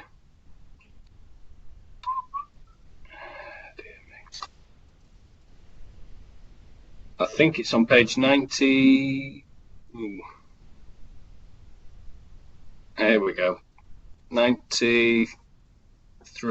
Is it? Yeah, agenda page 93 shows us condition 19, and that's how condition number 22 would be amended if we were to approve, and it would basically allow HGVs to access the site between 8 and 6 on Monday to Friday and 9 till 5 on Saturdays. Apologies that the previous report's not been updated from the hours as originally requested, which were longer than that we've agreed with condition 19. And in terms of what the condition amendment would allow, it would only allow HGVs to access the site that's outlined in red on this aerial photo, because it would be changing the original outline consent. So essentially, the HGVs wouldn't be able to go into Foreman Road at all, unless it's between 8 and 6 Monday to Friday, or 9 and 5 on a Saturday. Can I come back there, Chair?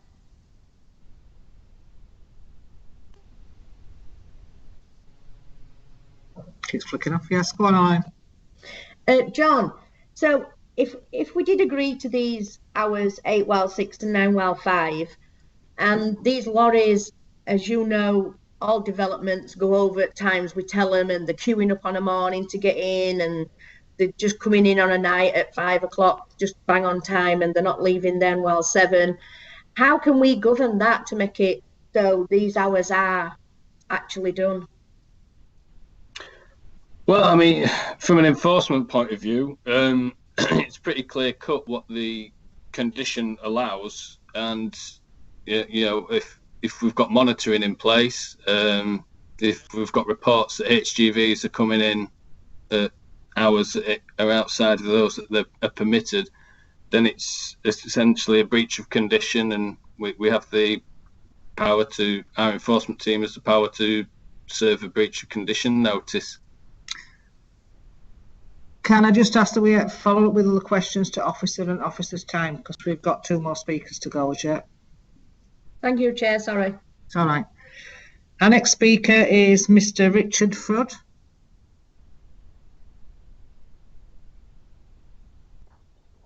Thank you, Chair. We've got 3 minutes, Mr. Flood, and we will remind you when you get to 30 seconds to wind up, whenever you're ready. Thank you. So yeah, I'm the agent for the applicants. This would normally be a relatively straightforward application to add some modest flexibility to an employment scheme on an employment allocation.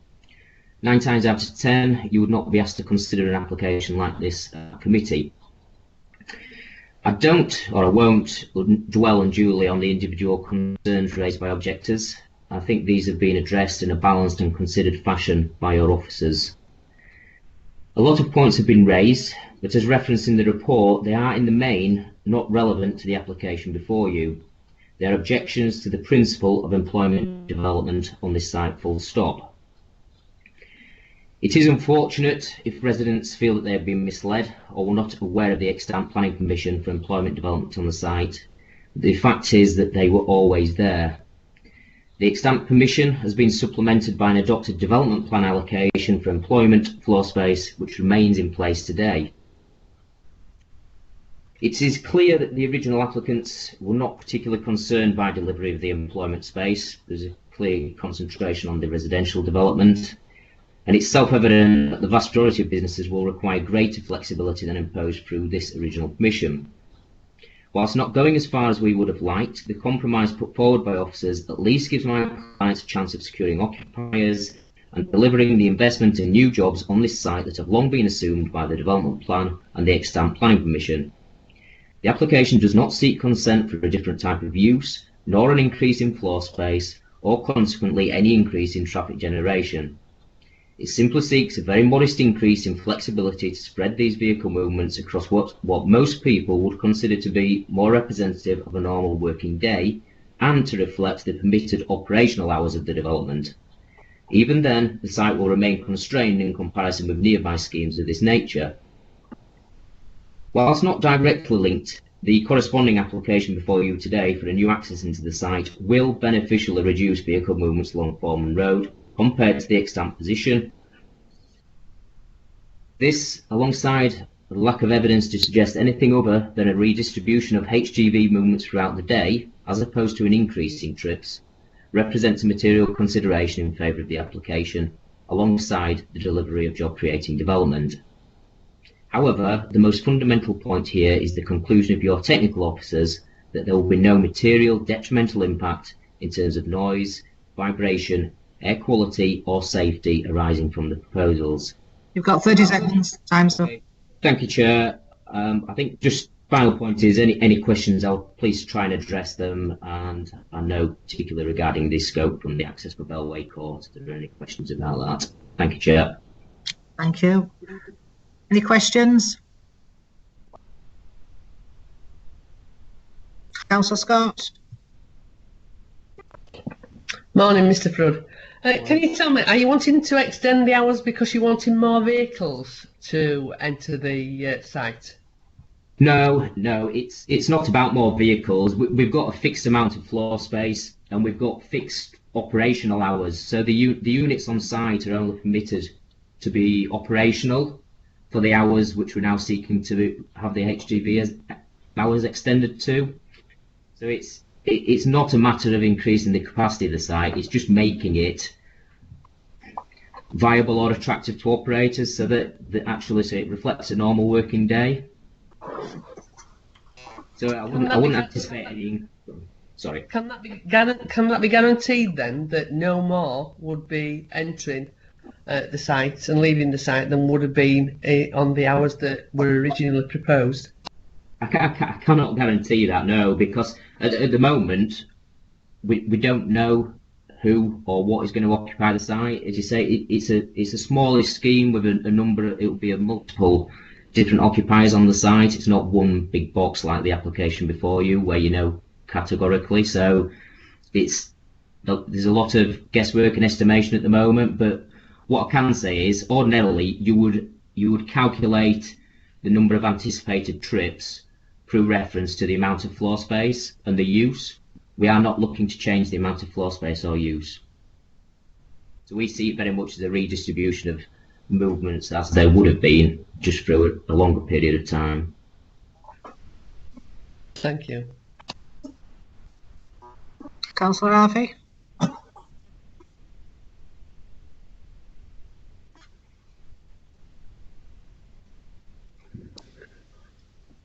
Councillor Harvey?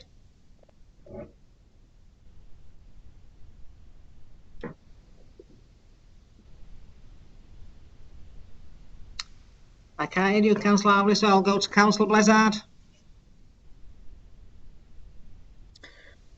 Thank you, Chair.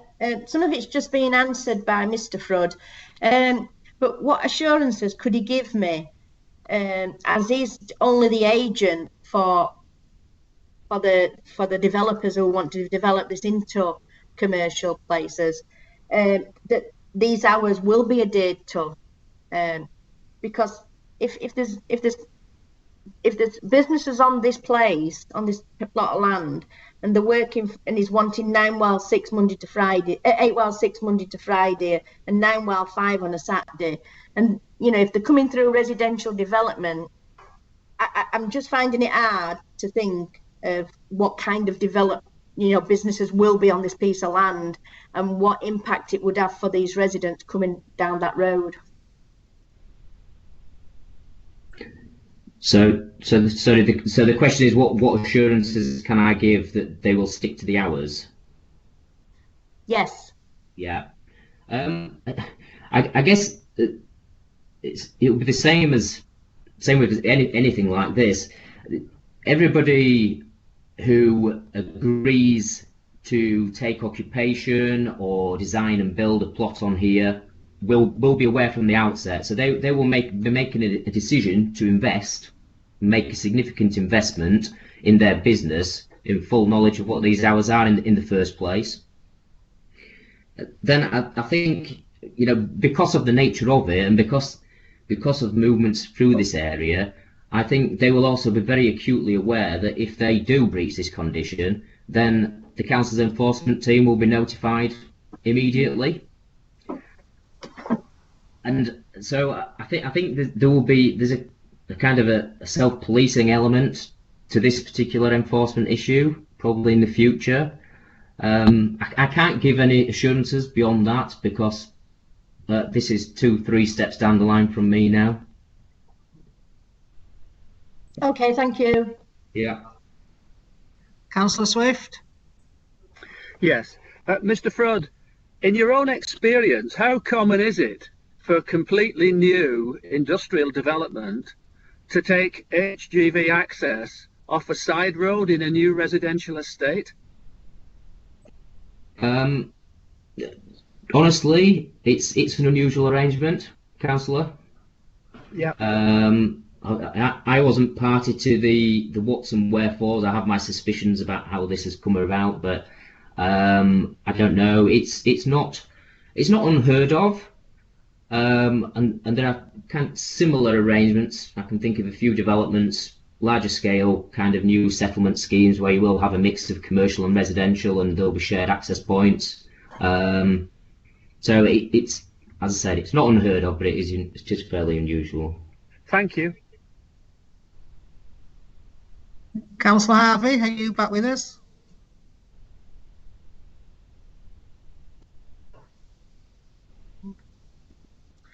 And then I'll just say thank you, Mr. Flood. Thank you, Chair. Our next speaker is Councillor Betty Rhodes. Councillor Rhodes, you have 3 minutes. Now remind you when you get 30 seconds. Good morning, Chair and members of the Planning Committee. Before you start to calculate the 3 minutes, could I just make a statement as a local councillor as well? Obviously, it may be known, but I will make it clear now that I live close to this site, and I have taken legal guidance from our legal department in terms of my representation here today. And it's been made clear and in writing to me that as a local councillor for the area of North Ward of which this development stands, that I am in all areas covered by governance and the ability to actually represent my constituents at this hearing this morning.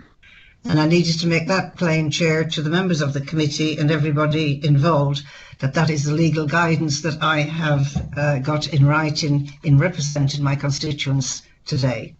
Okay then. With that, Chair, I will now start in terms of my position on behalf of the constituents today, and indeed recognise the comments made by Dr. here this morning and the issues that have been raised by the members. I will say that this site, dating back to 2011, I was part of the issues around this site then, and the concerns that were expressed in particular that have been relayed this morning about the access and the issue about Bellway Court. The understanding then was, and I'll clear it by saying understanding, was that that was preventable because there was a strip of land which was deemed to be a ransom strip. We are speaking today, although we have another application that's very relative, we're speaking today about the time. There was never any intention of the length of time, to my recollection, other than what was stated by the finishing time at 4:30. As it stands at the moment, with the amount of traffic that's going through the site, and I beg to differ with a statement that's been made in this application where it says there's been no changes since 2011. I think the changes and the implications in terms of the starting time and finishing time and the implications on the residents is far from what would be seen back in 2011 with the amount of traffic that's on the estate, the amount of residents there, their family cars, and indeed, as already been said, the size and location and layout of the estate. Foreman Road enter the estate here for traffic flows on the times that we say the interaction between residential and HGV is on a road, as has been pointed out already, which any increase on this and the times that's been proposed is a major effect on the amenities of the residents. In fact, Foreman Road at one point, on a visit I have recently, actually is a cul-de-sac at the end. I think the comments that's been made, the use of the area for future use has never been in doubt, and I would take umbrage at any thoughts that anybody would have against the principle of job opportunities in the area. The issue is definitely about the timing and the access. The times are actually 10 hours a day, Monday to Friday, and 8 hours on a Saturday. 30 seconds, Councillor. Thank you, Chair. I think this is unreasonable. I think in circumstances, we've got to consider the impact on the residents and look at a reasonable amount of time and the issues around the access, which I will deal with later. Thank you, Councillor. Are there any questions for Councillor?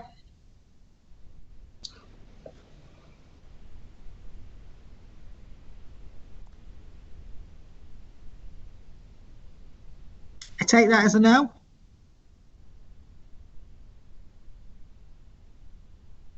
That's okay. Right. Thank you then, Councillor. We'll go back now. Oh, sorry, Councillor Scott. Thank you. Sorry, I couldn't find my cursor. Councillor Rhodes, what do you think to the new times that they're wanting to come into the site, because they've changed since the original ones? What do you think to the new ones? I think the new ones, in terms of coming onto the site, the original ones from 6 o'clock, believe me, I think was something that was there to be discussed downwards from the beginning and totally unacceptable. 8 o'clock as a starting point seems to be the time for the majority of sites in terms of development. 6 o'clock on an evening, I don't know many sites that work till 6 o'clock on an evening, and even in the darkest days that we're coming up to, which will obviously be part of the future development of the site, there's been no mention of how that's going to be accommodated. Because is it going to be floodlit? What's the impact that's going to be there on the residents? And I consider that most of the developments, Councillor Scott, finish at 5 o'clock. I think on a Saturday, it's only respectful to the residents as well that most sites seem to work only a half day on a Saturday.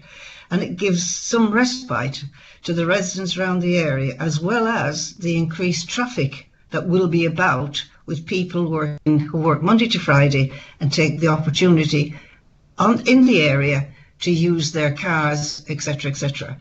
I am still what would prefer to see 8 while 5 and on a Saturday half day, as in most sites. People have to have some respect in terms of working with the development and the development working with the residents close by. Thank you, Councillor Rhodes. Any further questions for Councillor Rhodes?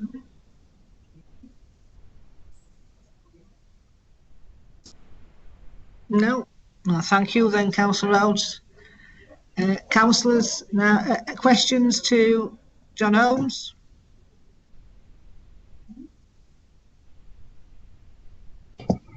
Councillor Jones?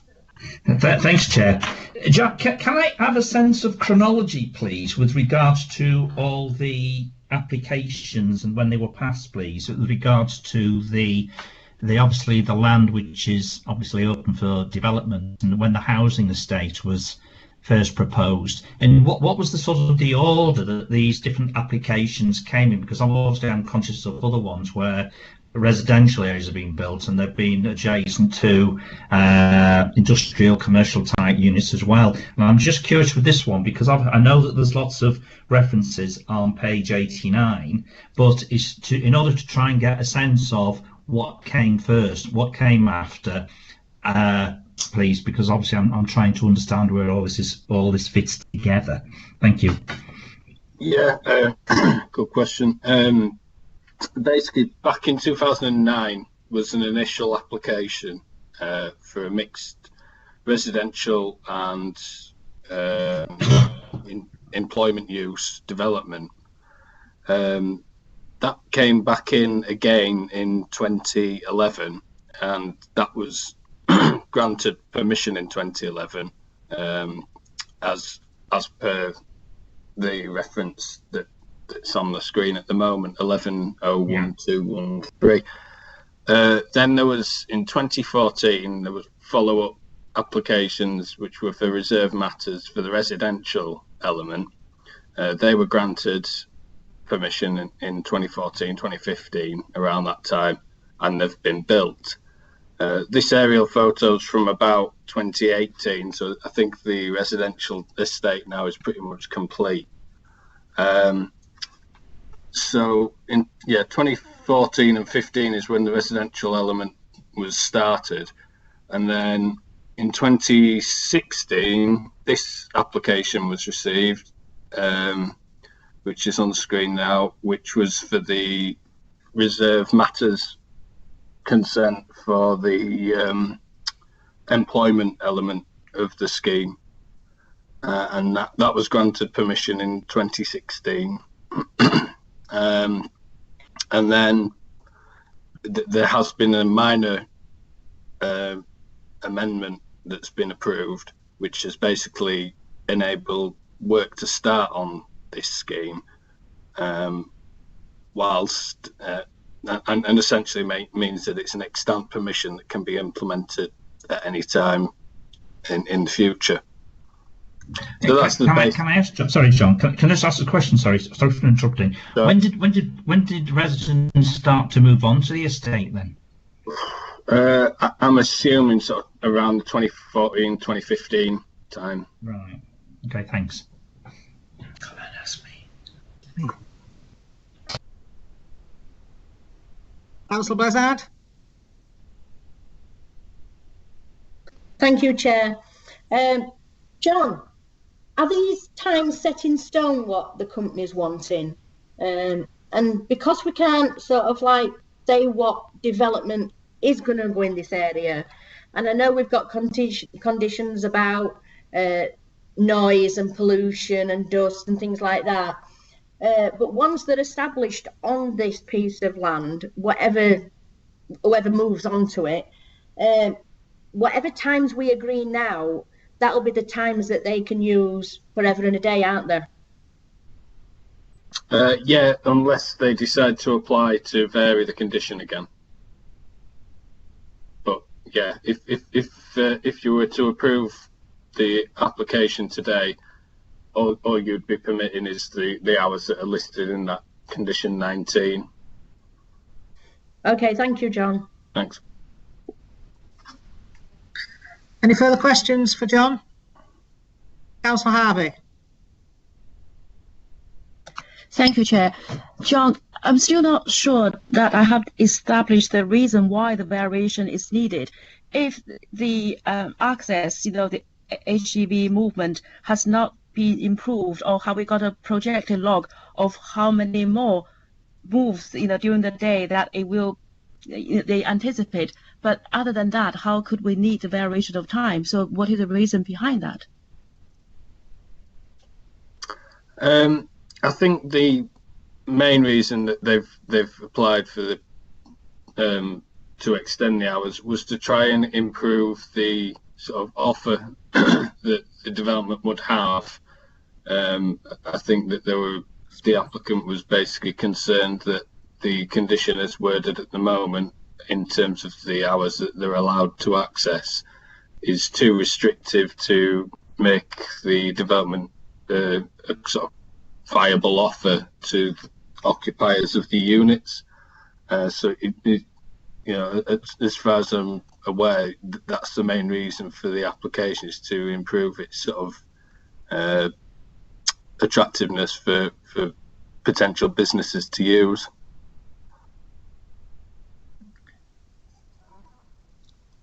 Kevin Winter.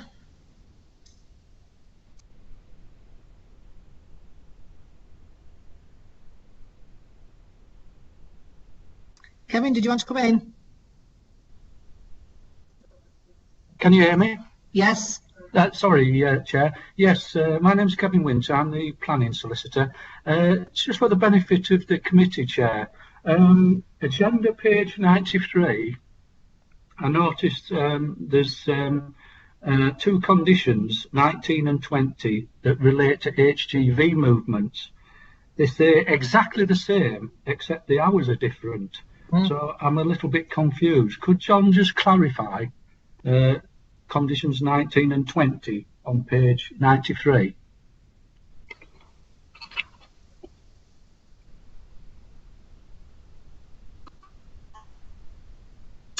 Yeah, thanks, Kevin. I think one was meant to be for the construction phase, so I'll have to double check that point.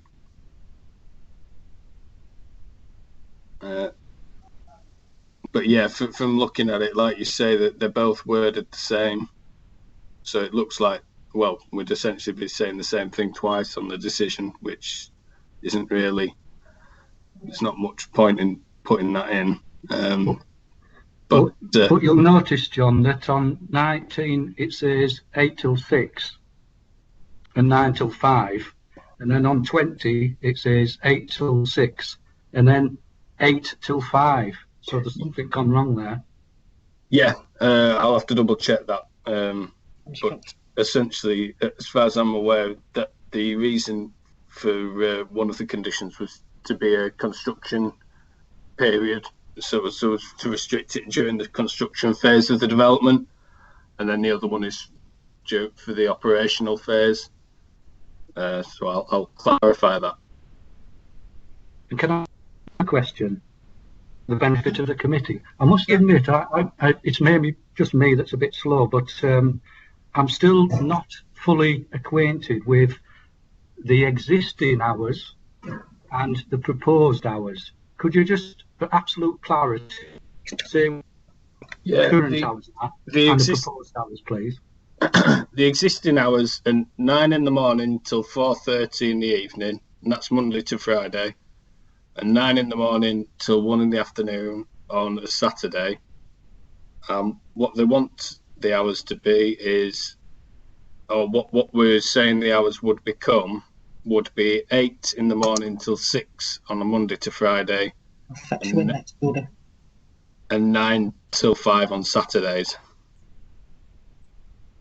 Okay, it's just that the report didn't really represent that in certain. I think there was a few administrative errors. Is that fair to say, John? Or I've sort of reviewed it. I can't confirm. Right. Okay. Thank you. All right. Okay, I'll just fetch Judy Jones in for 2 minutes.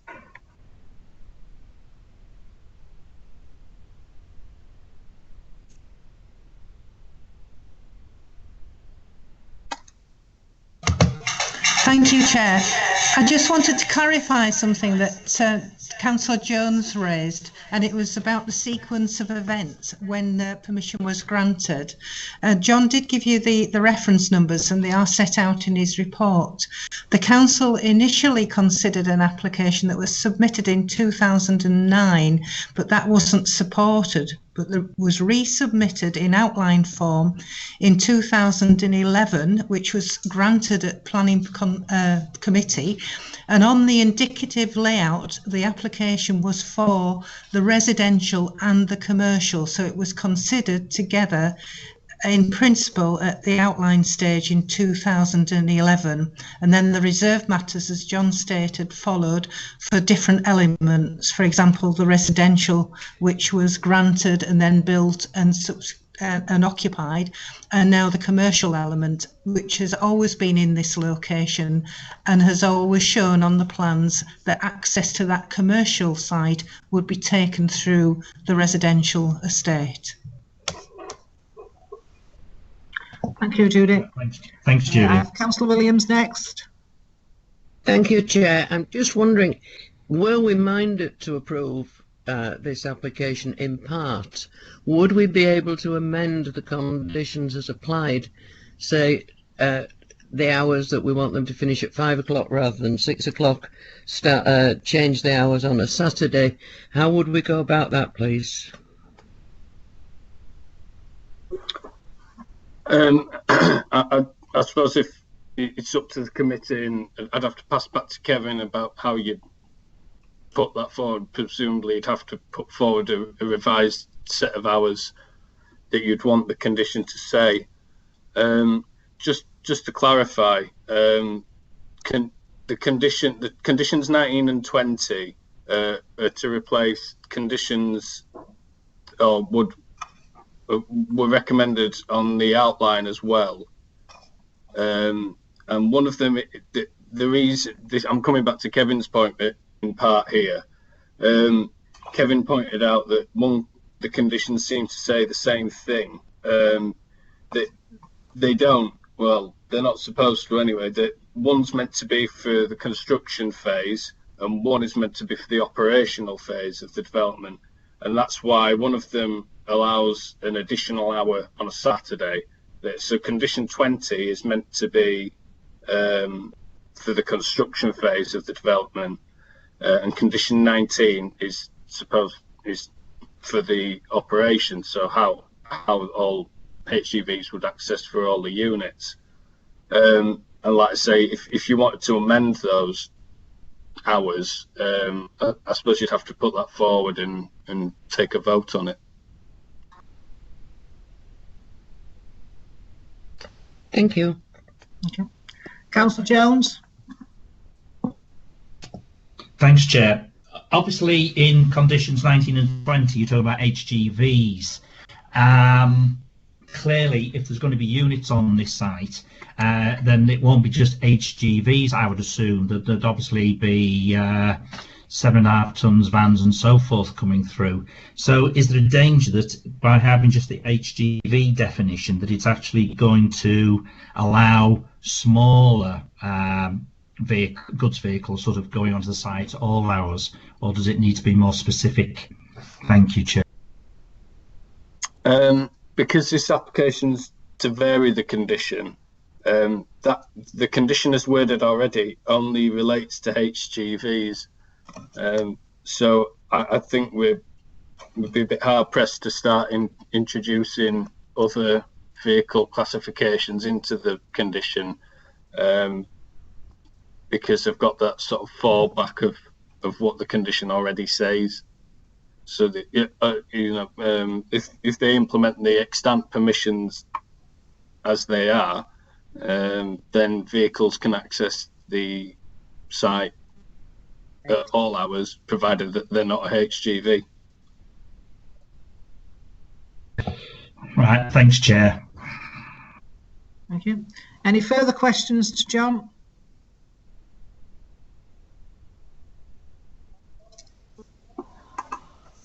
No.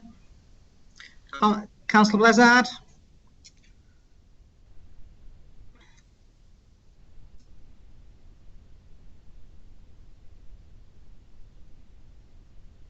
Councillor Blizzard? Sorry, Chair, I didn't take my voice thing off. I'm talking to myself. Because I'm not au fait with these hours, and from what Jackie Williams has been told, can we, and I don't know whether we have to vote on it first and then put it as an amendment, but I'm not happy with the hours, so I'd like to do a revised hours and then do it for a condition, because the conditions 19 and 20, one's for HGVs and one's for when everything's up and running of the businesses. So I just didn't know how we could go around that, Chair.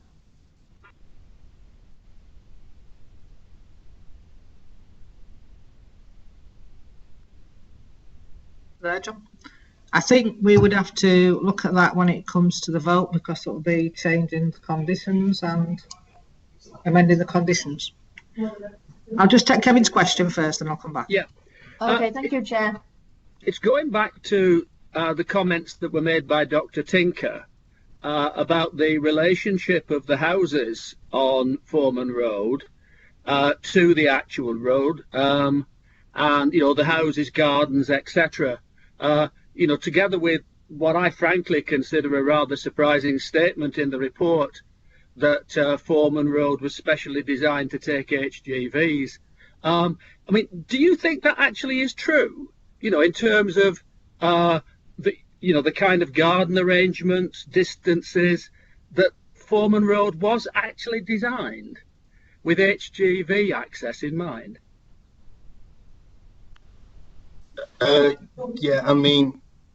Well, when the outline was granted permission, it was known that there was going to be an element of the site that was going to need to accommodate HGVs. So for that reason, it is a wider carriageway, and it is designed to a specification that is suitable for accommodating a HGV vehicle. Judy Jones would just like to come in for a minute. Yes, if I can clarify, when the outline was considered at committee, this was much debated by committee at the time, and it was considered as a route that would then be used to also access the commercial uses to the side of the residential area. So yes, it was very much considered at the time of the grant of the outline. Thanks, Chair. Okay. Councillor Ellis. Thank you, Chair. Yes, I was on the committee when this originally came in, and I do remember this as debating a long time about the access and not being able to use the suggested access because of this ransom strip. So all that was sorted out and everything was coming in the way it's laid out. My problem at the moment is there's that much confusion on what's wrote down that's not right and needs changing. I feel it awkward making a decision when I can't honestly say I know exactly what I will be making a decision on. It's just a comment. Can I jump in there, Chair? This planning solicitor, Kevin. Can I just come back in for 1 second for Kevin? Okay. Can I just ask that Mr. Tinker that you have had your 3 minutes speech to the committee, and can I ask you not to put comments on now? If I was in the committee room, I would not be allowing any more questions from the gallery. Thank you. Yes, Kevin Swift. I've had the answer to my question, thank you, Chair. Well, it's Sorry, Kevin. Kevin Winters. Yeah, yeah, it's Kevin, the planning solicitor. I've heard what Councillor Ellis says, and to be honest, I'm in complete agreement with him. I'm a little confused. I'm not absolutely clear what the current hours are, what the proposed hours are. There's also discrepancies with conditions 19 and 20. So when Councillor Ellis says he's not comfortable about making a decision on the basis of these uncertainties, I think I agree with him. So as legal advisor, I think there is some doubt there, particularly as a councillor is saying, I'm not sure what I'm deciding upon. You may want to... Yeah, condition 20 is basically missing the word construction in it. It needs to relate to the construction phase of the development, and condition 19 is to replace condition 22 of the extant outline. But I'll leave it with you guys as to how you want to take it forward. I think, Chair, you might want to canvass some of the views of your fellow members, you know, to see whether they actually are absolutely clear what they're deciding here, and in terms of the current hours, the proposed hours, and the conditions, because obviously this is an important application, so I understand what Councillor Ellis is saying. Thank you. Yeah. Councillor Blizzard. Thank you, Chair. Yes, I do know what hours he's asking for. He's asking Monday to Friday, 8 while 6, and Saturdays, 9 while 5. No Sundays and no bank holidays. I'm just a bit concerned on them hours, and I'd be willing to put a proposal forward for some hours, and if the applicant's in agreement, then we can go forward with these hours of work. I think that if that is the case, then we would need to bring it back for clarity on that. But I will just ask for any other councillors that your comments, please. Councillor Williams. Thank you, Chair. I did come in early, but it's on similar lines to Councillor Ellis's comments, that there's so much confusion, there's so many bits and pieces that aren't written down that should be written down.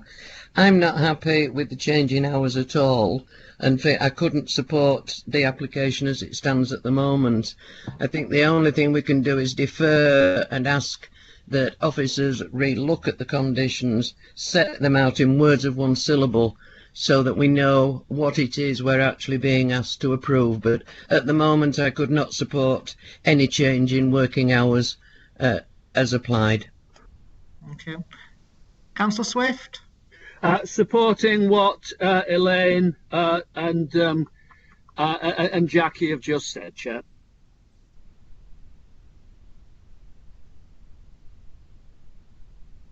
So is there a consensus that we want to defer for clarification on the hours? Yes. Yeah, and to rectify some of this. Yes, yes. Yes, Chair. Yes. I will move deferment under those conditions. Yeah, so we're all in support of that. Yes, then we will now defer the application and come back with clarification on the report and of the hours. Okay.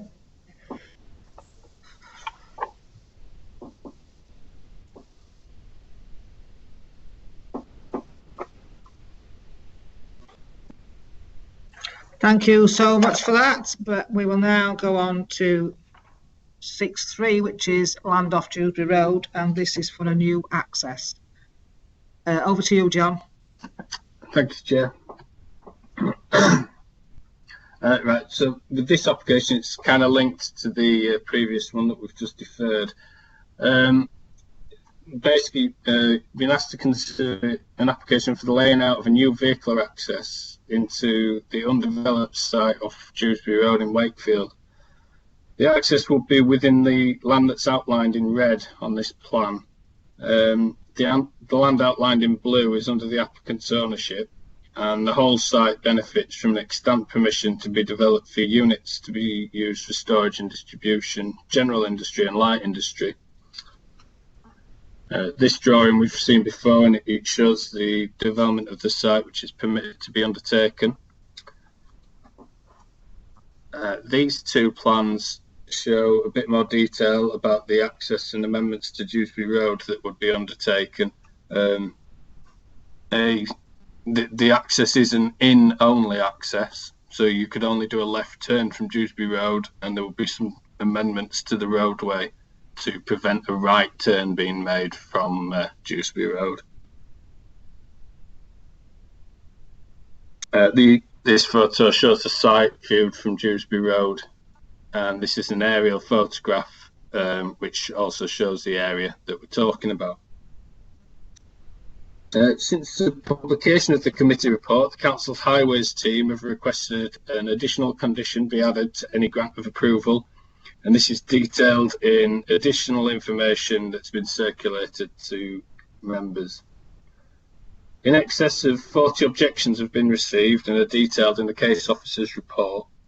In summary, the objections raise concern regarding the impact upon amenity, impact upon access and highway safety, impacts upon air quality resulting from emissions, drainage impacts, visual impact of acoustic fencing, considering alternative access would be better, impact upon value of neighbouring properties, and impact as a result of noise. The proposal would see the creation of a new in-only route from the site to the site from Dewsbury Road. All vehicles which utilise the access will be required to leave the site by the existing approved access along Foreman Road. The proposal has been submitted at the same time as the application to extend the hours HGVs are permitted to access the site. The Coal Authority has been consulted and stated they have no objection.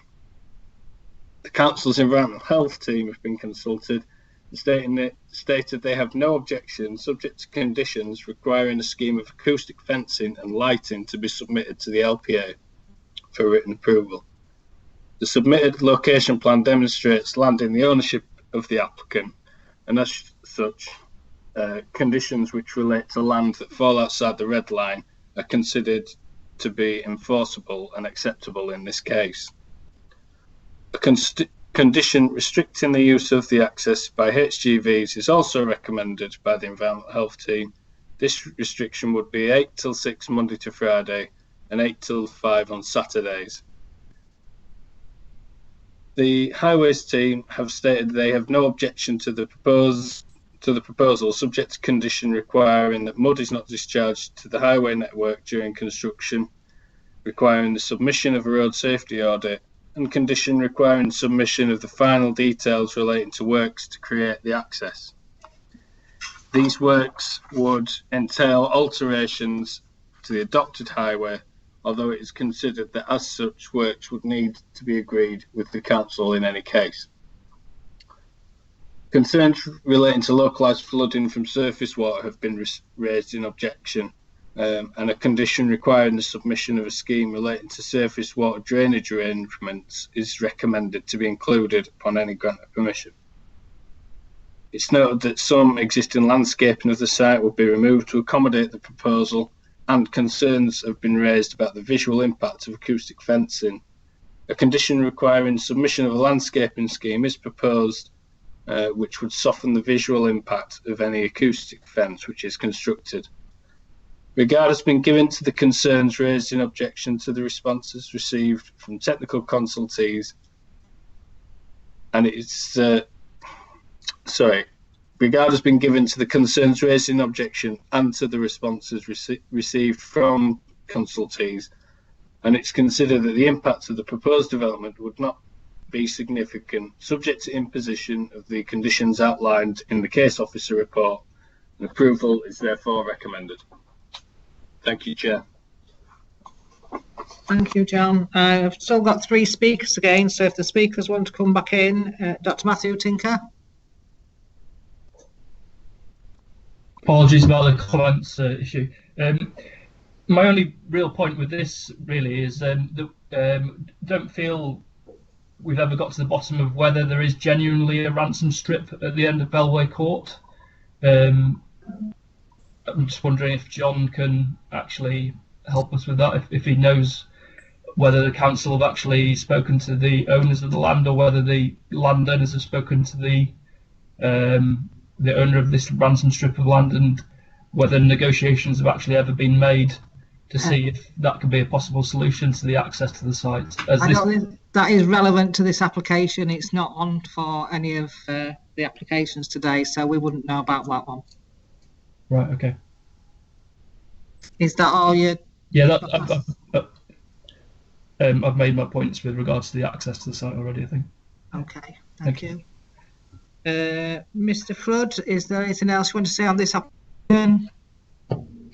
Thanks, Chair. Just very briefly, I think, the purpose of this application, we submitted it alongside the previous application, primarily in response to concerns about traffic movements along Foreman Road. So it's there to try and ease those concerns and make it a better situation. There's nothing more to say, Chair, really. It's hopefully straightforward. Thank you. Any questions to Mr. Flood? Councillor Blizzard? Thank you, Chair. Mr. Flood, could you tell me the saying that the Foreman Road is the best road into the site, but there's been talk about the Bellway Court roundabout. Could you show me a picture, John? That's brilliant, John. Thank you. Oh, it was nearly brilliant. This one here. Yeah. And is that the roundabout that goes straight onto the motorway or off the motorway? Because to me, looking at that picture, that would be the best way. But as I say, I don't know what's past all them roads. And as the developers, looked at that as well. Thank you, Chair. Councillor, I suppose, take a step back. We have got a planning permission at the moment, which we are trying to work with, which has the access from Foreman Road. This application now seeks to try and improve that situation by at least providing a direct access in from Dewsbury Road. I personally haven't been involved in any of the discussions about Bellway Court. I think, as has been explained earlier, it's been a long-standing issue. My understanding is, yes, there is a third-party landowner who has a strip of land between Bellway Court and this site, and my understanding is there has been some dialogue, and I think, to sum it up, it is a ransom strip, and at the moment there's no realistic prospect, even if it was relevant to consideration of this application, there's no realistic prospect of an access being delivered without external assistance.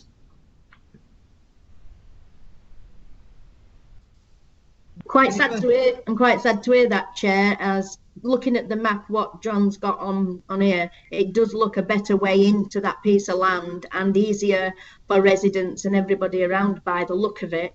I think this came up when we first had the application in 2010-11, which, as Councillor Ellis has said before, we were on the site visits then, so it did come up, but that's not in this application at the minute, so. Thank you, Chair. Okay. Any further questions? Mr. Flood? No, thank you, Mr. Flood. Councillor Rose, would you like to come back in again? Thank you, Chair. Chair, I'm really sorry about this, and I'm sorry to Betty, but I just wanted to ask Mr. Flood another question. I just couldn't get my cursor to go over quick enough. Okay, go on. Sorry. Can Mr. Flood tell me about where the wheel washers would be to stop mud going on the road. Have we got a plan, John, that can come up and you can show us there? As all councillors know, when they're having a development in their area, the worst thing about it is mud on the road from lorries that's, you know, doing excavations and stuff. So could you just give me a rough idea of where it would be and how it would work, please? I guess it depends which bit we're talking about. If we're talking for the access road in particular, it depends how far we do the works and where we are with the rest of the site and how it fitted in with the phasing of the rest of the development. Because I suspect this will be done in phases rather than in one lot. But it may well be that there are multiple vehicle wash locations depending on which access has been utilised. Ideally, I would imagine if we were to proceed with developing this site and if we had consent for this new access here, I would have thought it would be preferable for everybody involved to first of all construct this access point from Dewsbury Road and to use that as much as possible for construction access. In which case you would have some kind of wheel wash facility in the vicinity of the access point, and then you know, another one for vehicles which may have to exit via Foreman Road somewhere along that new route. But that it would depend on where the works were being undertaken on the site at any particular time. Okay, thank you, Chair. Thank you. Thank you, Mr. Ford. Councillor Rhodes? Yeah, can you hear me, Chair? Yes, no, thanks. Okay, could we please ask John to put the slide up that shows the new entrance, please?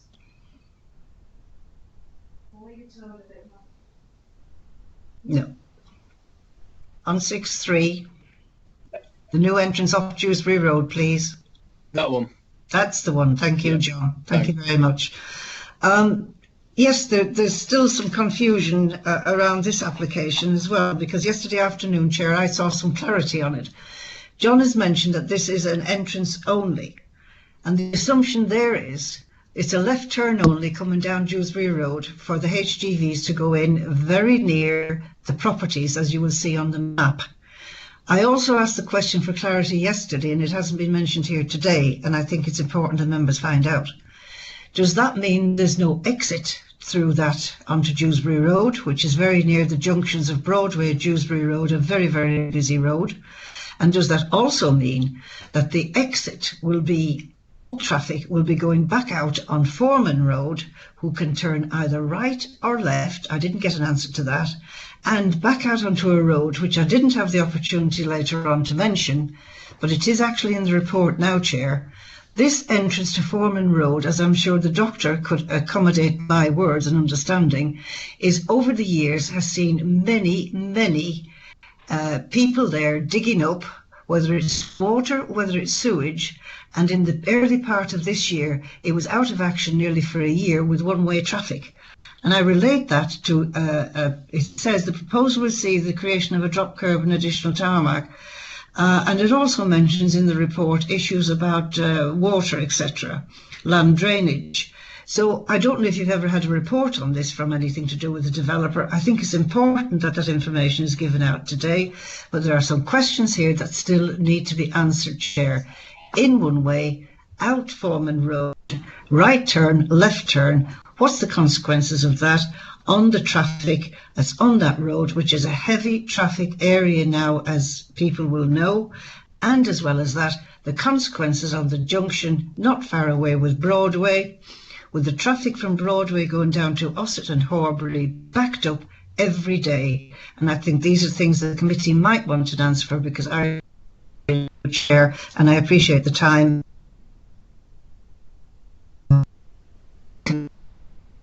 Because I didn't get answered.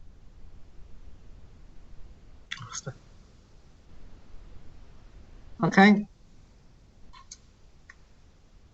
Any questions to Councillor Rhodes? Councillor Scott?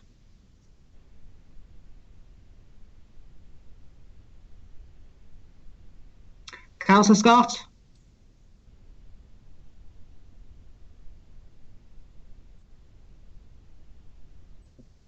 Hello, sorry about that. Councillor Rose, I didn't hear the last bit of your comments there. But are you saying that vehicles coming up Dewsbury Road, that so turning right, we don't know whether the vehicles will be able to go into this new access road or not?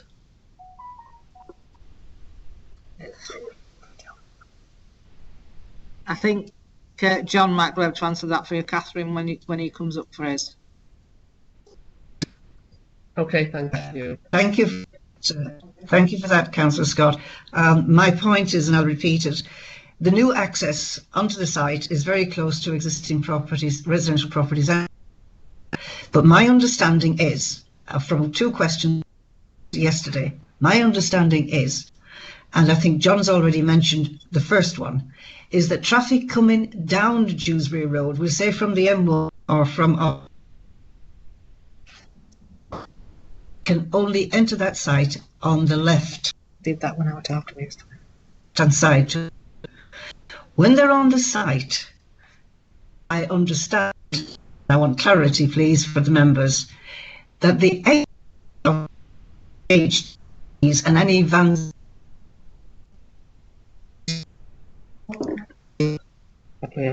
would then be going out onto Dewsbury Road via the Foreman Road, which is already there. I asked the question yesterday for clarity. Will those vehicles... I think we keep losing you, the Councillor M1 Rhodes. and then going down into Wakefield. And it's dear, I'll try again. It's Can all you right, hear me now? It's all right, Councillor. I know what questions you've Right, asked. can you hear me, Catherine? Yeah, I'm going to let John answer them all when it comes to his question time. Okay, that would be useful. And I pointed out in the report that you have today my queries and observations about Foreman Road entrance, which the residents there can verify, over a number of years, actually been dug up several times with the drainage of water or sewage. And all of these things have been taken into context with the extra movement. Thank you, Chair. Thank you, Councillor. Councillor Swift? Yes. Betty, the plan that's on display now shows reasonably clearly the very sharp angle junction between Broadway itself and Dewsbury Road, and then a little bit faded out just to the right of that. It also shows the other connection between Broadway and Dewsbury Road. And then obviously we've got this proposed left turn on the other side of the road, and although it doesn't show up on the plan, I think it was referred to either in the report or verbal reports, the question of actually having an island installed in Dewsbury Road to actually try to prevent people turning right into the site. I mean, from your own familiarity with that junction, how do you think all those different things would actually operate together? Thank you, Councillor Swift. From my own use and knowledge of the area and the residents and how it's used, I think it's a recipe for disaster. On Dewsbury Road and the traffic coming off Broadway to turn right into Wakefield, the traffic island there is going to, in my opinion, actually create more problems with the backup of traffic coming down from the M1, etc., and indeed perhaps a backup of traffic as well coming out of Wakefield. I think this has been looked at the entrance to the site rather than the overall implications on the junctions here, the traffic movement, and the amount of traffic that actually comes off the estate to the left, which is the Lovesett estate, the biggest in Wakefield, and from the new estate as well. And I haven't had an answer in terms of how that management is going to affect the people who live around here as well, in terms of access to their own properties at not only peak time, but it's a very, very busy area at all times of the day. Thank you, Councillor Rose. Councillor Scott. Thank you. Betty, again, looking at the acoustics that are planned, if this gets the go-ahead, have you spoken to residents or have they been consulted with by Wakefield Council? Do they think the acoustics would be sufficient, acceptable and either satisfactory for them? Thank you, Councillor Scott. Yes, indeed. We have spoken to residents, and there was going to be a public meeting for a consultation process, but COVID put an end to that. They are very concerned about the traffic movements, and as well as that, I have even had a thought from some residents, in order to avoid a situation of the traffic implications on Dewsbury Road. Adjacent to Dewsbury Road, there's a full grass verge that goes up to the junction you see on your map now before the red line. There's a slip road at the side of that for the estate users, which is actually in West Ward. So this is why the combination of wards here is affected. There's actually a thought amongst the people who live on this slip road, who have to park on the road itself if they haven't access to a garden, that some of the lorries will create, and vans will create a rat run on the slip road to come up and hit the junction that you see on your screen, do a right turn, gain left access to the site. And these things together in the knowledge of the area really just acts as more issues for people to be concerned about why this access is here. And I appreciate, and I'm glad it was brought to the attention of the members, this is not a temporary situation. This is going to be the permanent situation for the future use of the road, the residents on the new estate, and indeed to the workforce for the development that's going to take place. So there's a combination of all those traffic together, and in terms of accommodating it, it's still an issue that needs to be resolved. We cannot afford this road out here, Dewsbury Road, with the situation that we're in at the moment, to actually have that amount of increased traffic without looking at the long-term consequences.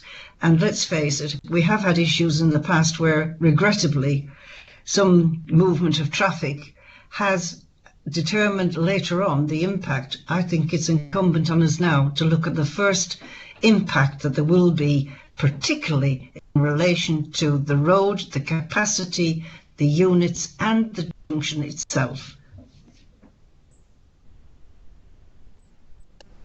Thank you, Councillor Rose. But have you talked to them about the acoustics, to the noise levels, and whether the fencing that's proposed would be sufficient and would be effective if it gets the go-ahead? Thank you, Councillor Scott. I omitted my answer to that to you. Yes, we spoke to the residents, very, very concerned about emissions. The roads around the area over there are very intermingled, they're narrow.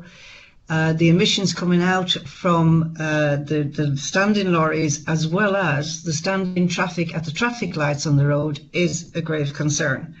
In fact, looking back to the previous report, in terms of environmental health, I've noted that environmental health, particularly in paragraph 6 of the previous report, identified their concerns about noise elements and bunding arrangements, etc. And identified as well that in relation to Foreman Road and other houses, it actually identified, which I thought was a bit musical to say the least, that it depended whether you were in the back of the house or the front of the house as to which was going to be the best place for the residents to be to avoid the implications of vibrations and noise. Now, I found that disconcerting to say the least. But yet, yes, they did go ahead with it in view of some bunding. But as our doctor friend has already intimated, most of the area over there, in fact, I would say all of the area on the estate, is open plan. And for the bunding to be identified and what that's going to be is an issue yet that has to be resolved. And it may come back in reserve matters, but I think it's important that we know now what and if and how that is going to make the residents on that area over there feel safer and securer from emissions and from noise.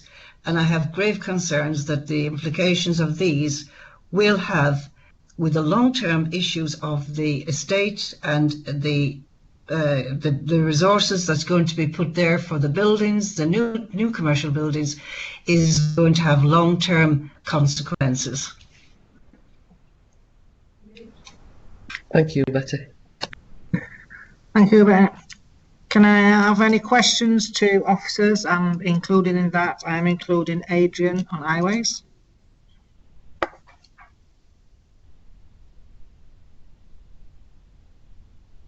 Councillor Swift? Oh, let's see.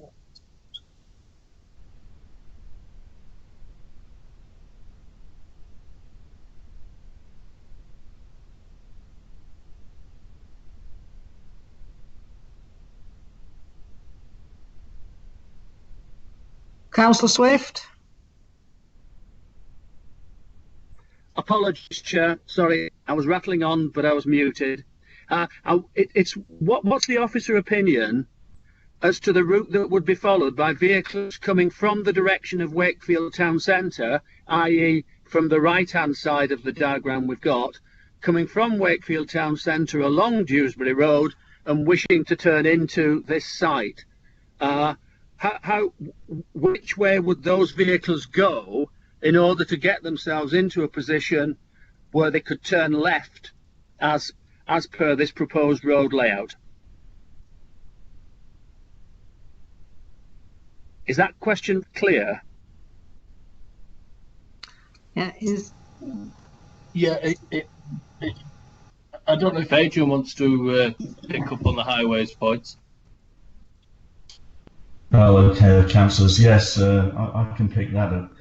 I think perhaps, obviously there's been a lot of discussion here, and I think it might be wise for me just to perhaps try and explain a little bit more, take a step back. So we've got an original planning consent here for office and commercial development, nearly 10,000 square metres. Now the original planning consent for the B class, i.e. commercial use floor space, was projected to generate somewhere between 184 and 228 vehicular movements per day during the peak AM and PM hours respectively. So that's approximately 3 to 4 vehicles a minute consented, and we now need to try to do our best, if you like, with this new access to take some pressure off Foreman Road, and that's what this access facilitates. So all of the movements would be at present without this new access would be via Foreman Road, and we can't do anything about that. The vehicular movements would pass approximately 17 residential properties. Foreman Road has been designed as an industrial commercial estate type road, and the indication in layman's terms is the 15-metre radii on the corners of the junction with Dewsbury Road and Foreman Road. Now, in the AM peak, 65 of a total of 94 vehicular movements, and that includes the residential elements of the original application, 65 of the movements in the AM peak are specifically linked to the commercial use. So that's approximately 2/3 of all arrivals at the busiest time of day, the morning, 8 till 9 o'clock, are linked to the employment site and arrive from the west, the M1. In the peak, that is clearly less because people aren't coming to work, but there are still 16 arrivals, again, a busy time of day, directly linked to the employment site, coming from the west.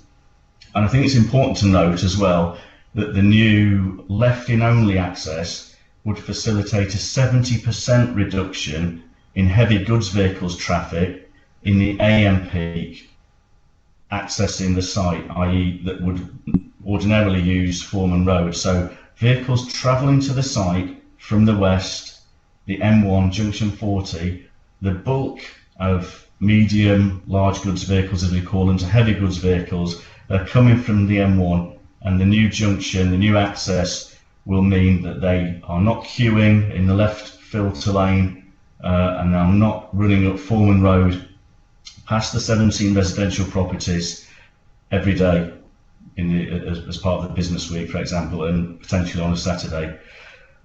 We have, as you'll know, you've seen the circular last night, the email, we've added the stage 2 to 4 elements of the road safety audit to ensure that the curved island, which will prevent right turn moves into the site, and the reason for doing that is to ensure the free and safe flow of traffic travelling westbound along Dewsbury Road towards the M1. Now, that will be designed so it is physically impossible to take a right turn into the site. Hence, the 30% of heavy goods vehicles linked to the historic consent will continue to turn right into Foreman Road as per the existing design of that junction. So does that go some way to help explain not just the rationale, but those quite important numbers there and the pressure that will take, i.e. remove from not just the junction and the heavy queuing that experiences many times a day, but predominantly in the morning and the afternoon peak, but through, as we've discussed at length, what is a new build estate, a residential area in school holidays, and for example, children potentially playing. So we're trying to take that pressure, particularly from the motorway bound traffic, generated traffic, the larger vehicles, which this access will facilitate and help a lot, in my opinion. Thank you, Chair. Thank you, Adrian. My next speaker is Councillor Blizzard. Thank you, Chair. Adrian actually covered a lot of what I was asking, but I'm not quite sure if I can ask this question, but I'm gonna. In Adrian's opinion, would that roundabout be a better option to get onto this site and a safer option? When I started looking at this application, this site, if you could rewind a decade, if not more, 2009, then Bellway Court, the roundabout immediately adjacent to Bellway Court, i.e. linking through to Goldsmith Avenue, couldn't be used by vehicles egressing the site because at the junction with Goldsmith Avenue and what becomes Wakefield Road, the A638, it is a left turn only, so traffic would have to then progress along Albert Drive and it would complete a right turn onto Wakefield Road and junction 40 of the M1. In hindsight, yes, of course, I am of the opinion that would have been a much improved access for a light industrial commercial business park, but we are where we are with this ransom strip, and it's not within the gift of the applicant to overcome that for reasons unbeknown to myself, potentially financial. I've noted there are also vehicles parked at the end of Bellway Court. I'm assuming they're linked to Sandal Auto, the used car operation, and F&P Wholesale, or maybe Tariga, I don't know. But yes, I am of the view that that would have been a better way in and out to what we've got before us here. But again, we are where we are, so we're trying to make form betterment to the existing consent, and this access does facilitate that. It would be safe, it would be very well designed, it would take some pressure off the Foreman Road, Dewsbury Road junction, it would help with the free and safe flow of traffic, mindful of emergency vehicles, very important emergency vehicle corridor. I can't, and if I could, I would flag up the negatives of this specific application, even the access. I'm not aware of any, and that's my professional opinion. Councillor. Can I just come in? This is outside the remit of this application. We're not discussing another entrance, and it's this entrance that is on the table today. And so we can't look at what could have come forward or what hasn't come forward. Thank you, Chair, and thank you, Adrian, for being so honest. Thank you. Councillor Jones.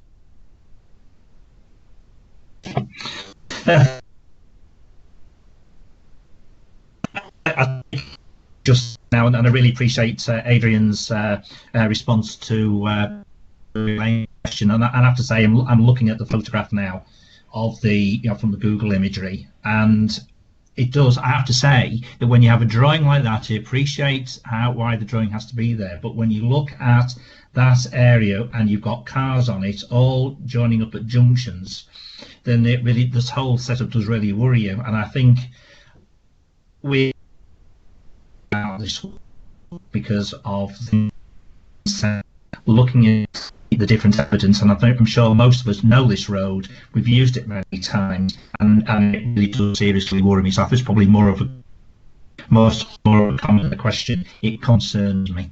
Thanks.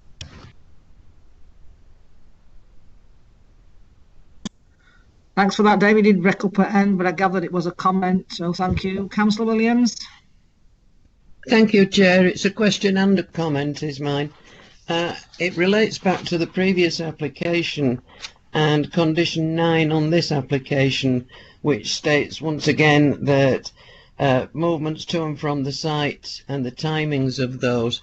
Obviously, if the previous application timings are changed and this is agreed with the times as stated here, we're going to have vehicles going in at, say, 4:30 on a Friday and not being able to come out till Saturday morning, and equally going in on a Saturday afternoon and not being able to come out till Monday. And I'm just wondering, is there any way, once again, we can change this condition to be dependent upon the decision taken on the previous application?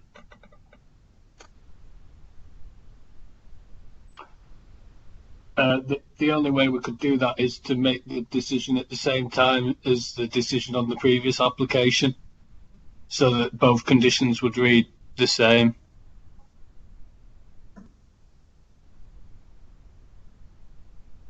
I can come back on that then, Chair, and say, once again, I don't feel that I can support this application until we've got the previous one settled. So I think my view on this would be that the application should be deferred so both of them can be agreed at the same time. Thank you.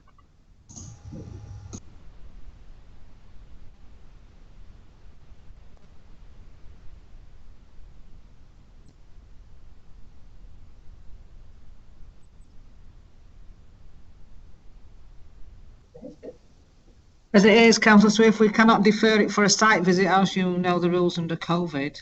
But as Councillor Williams has alluded, she has put forward, if she wants to put forward the proposal, then that is over to the committee for the vote. Chair, I will move that proposal that we defer a decision on this application until we have, so that we can agree this and the previous application at the same time. Seconded.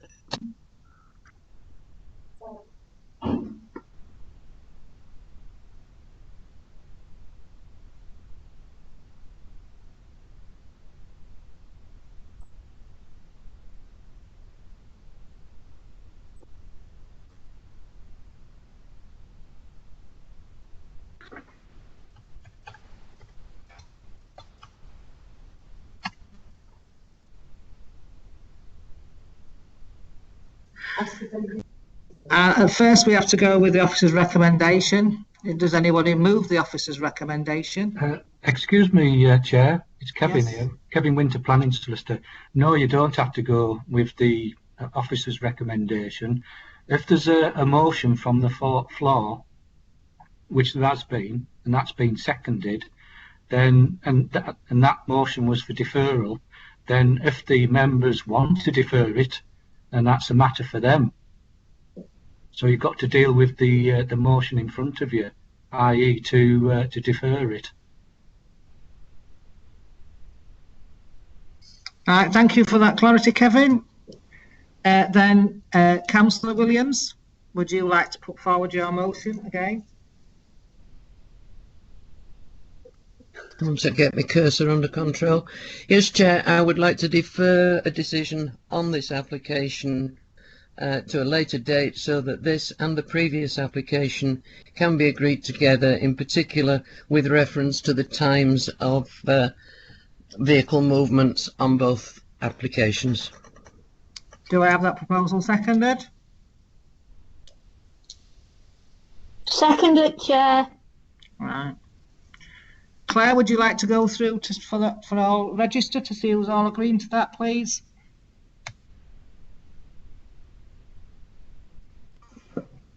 Okay, Chair, so I'm doing a vote now to defer the item. Correct. Go through each councillor by name. So, Councillor Blizzard. Agreed, Chair. Councillor Ellis. I agree. Councillor Harvey. Agree. Councillor Hepworth. Agree. Councillor Jones. Agree. Councillor Scott. Agree. Councillor Swift. Agree. Councillor Tennant-King. Agree. Councillor Wallace. Agree. Councillor Whitehouse. Agree. Councillor Williams. Agree. Councillor Heptonstall. Agree. And Councillor Pickham. Abstain. Okay, so Chair, to confirm, that's 12 votes in favour of the motion to defer and 1 abstention. Okay, thank you very much for that one.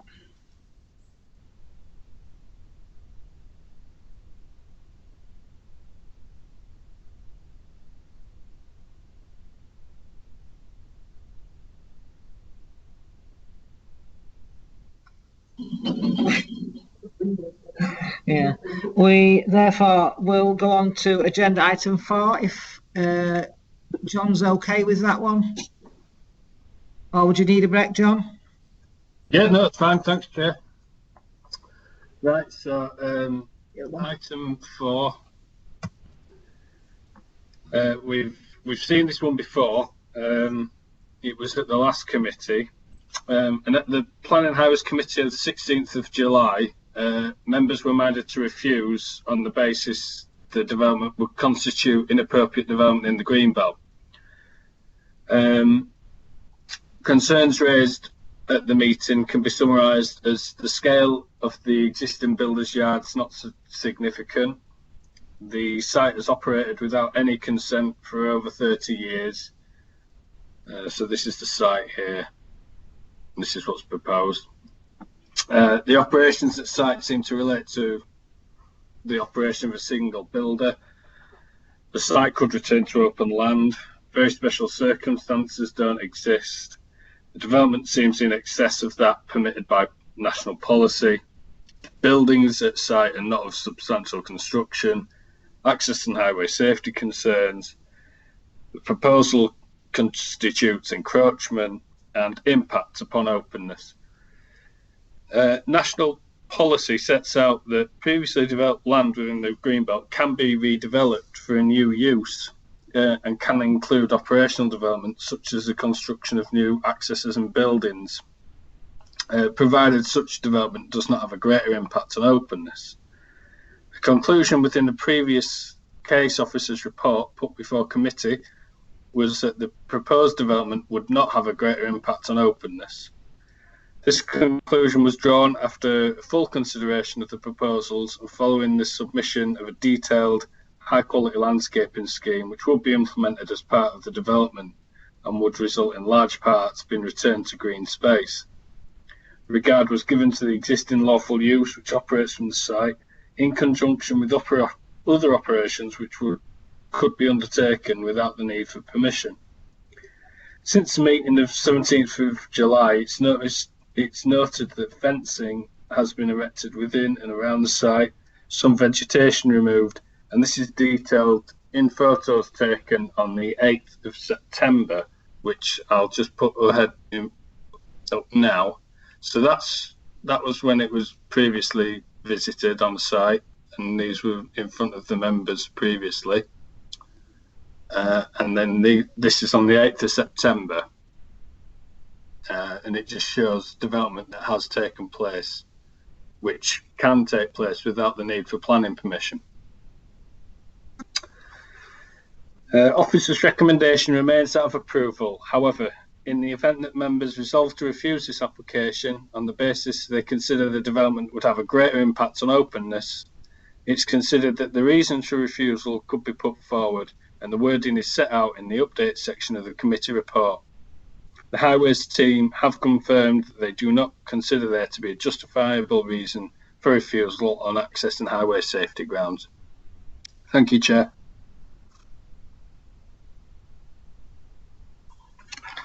There's no speakers on this. It's just going back to what committee wanted to put forward for a refusal. I just want to know if that is, we'll just go back to see if that's it. See if that is still the way the committee has decided.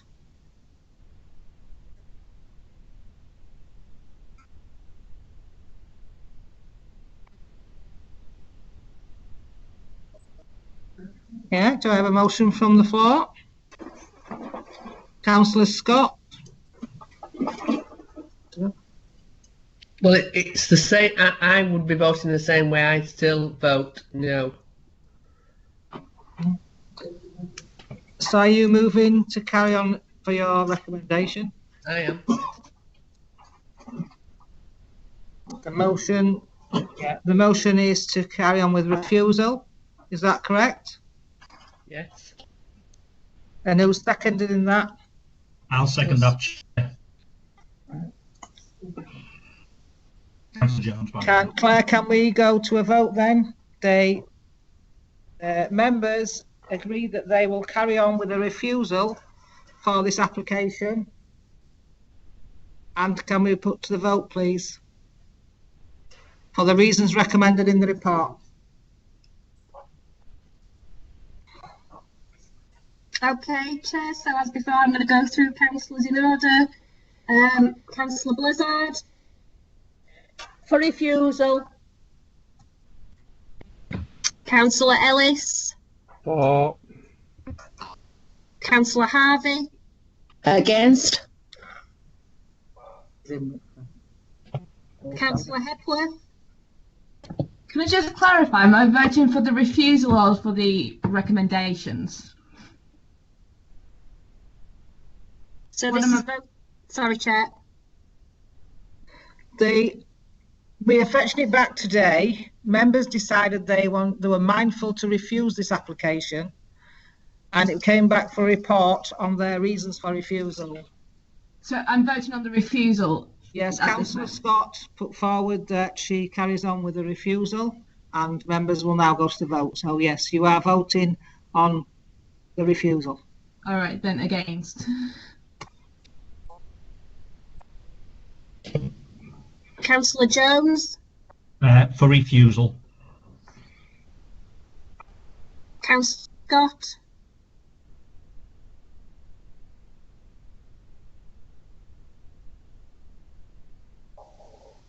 Councillor Scott. Sorry, forgot my mute. For refusal. Councillor Swift. For. Councillor Tennant-King. Refusal. Councillor Wallace. For. Councillor Whitehouse. Refusal. Councillor Williams. For refusal. Councillor Heptonstall. For. Councillor Pickham. For.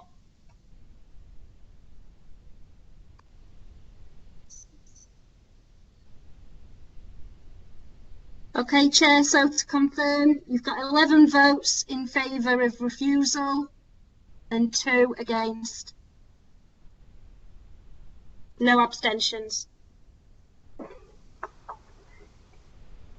So that is refused with the reasons from the updated report. Thank you, Chair.